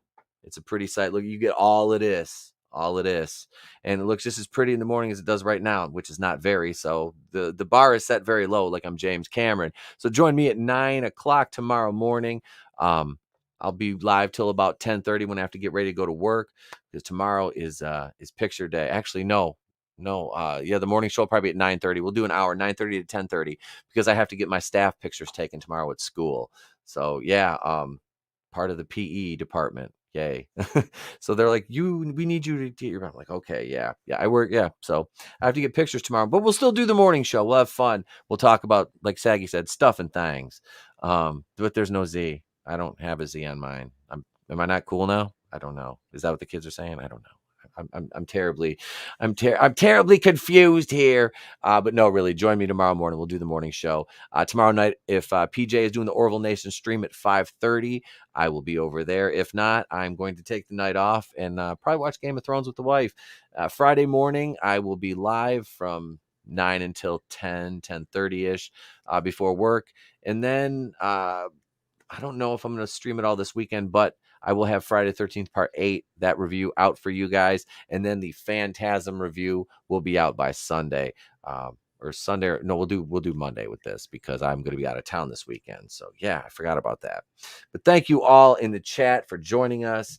I truly appreciate each and every one of you in this panel. Y'all are wonderful. Tommy, Sal, Saggy, Fallon, and Rookie were here. So thank you, each and every one. I do appreciate you because your time is an irreplaceable commodity and you have chosen to spend it here on us. And for that, I'm eternally grateful. And I'm talking about the channel. I say we, not me, because it's a team that makes this thing happen. And I couldn't do it without everybody that comes on the panel, and Tony and Red and Vinny on Monday, and Sal, who's been here since the very fucking beginning, since we met on a WCBS toy collector stream back in 2019. It was May, the very beginning of May 2019. I didn't even really barely have the channel up and running then. So thank you. We're at 805 subscribers right now. Thank you, each and every one of you. I appreciate you.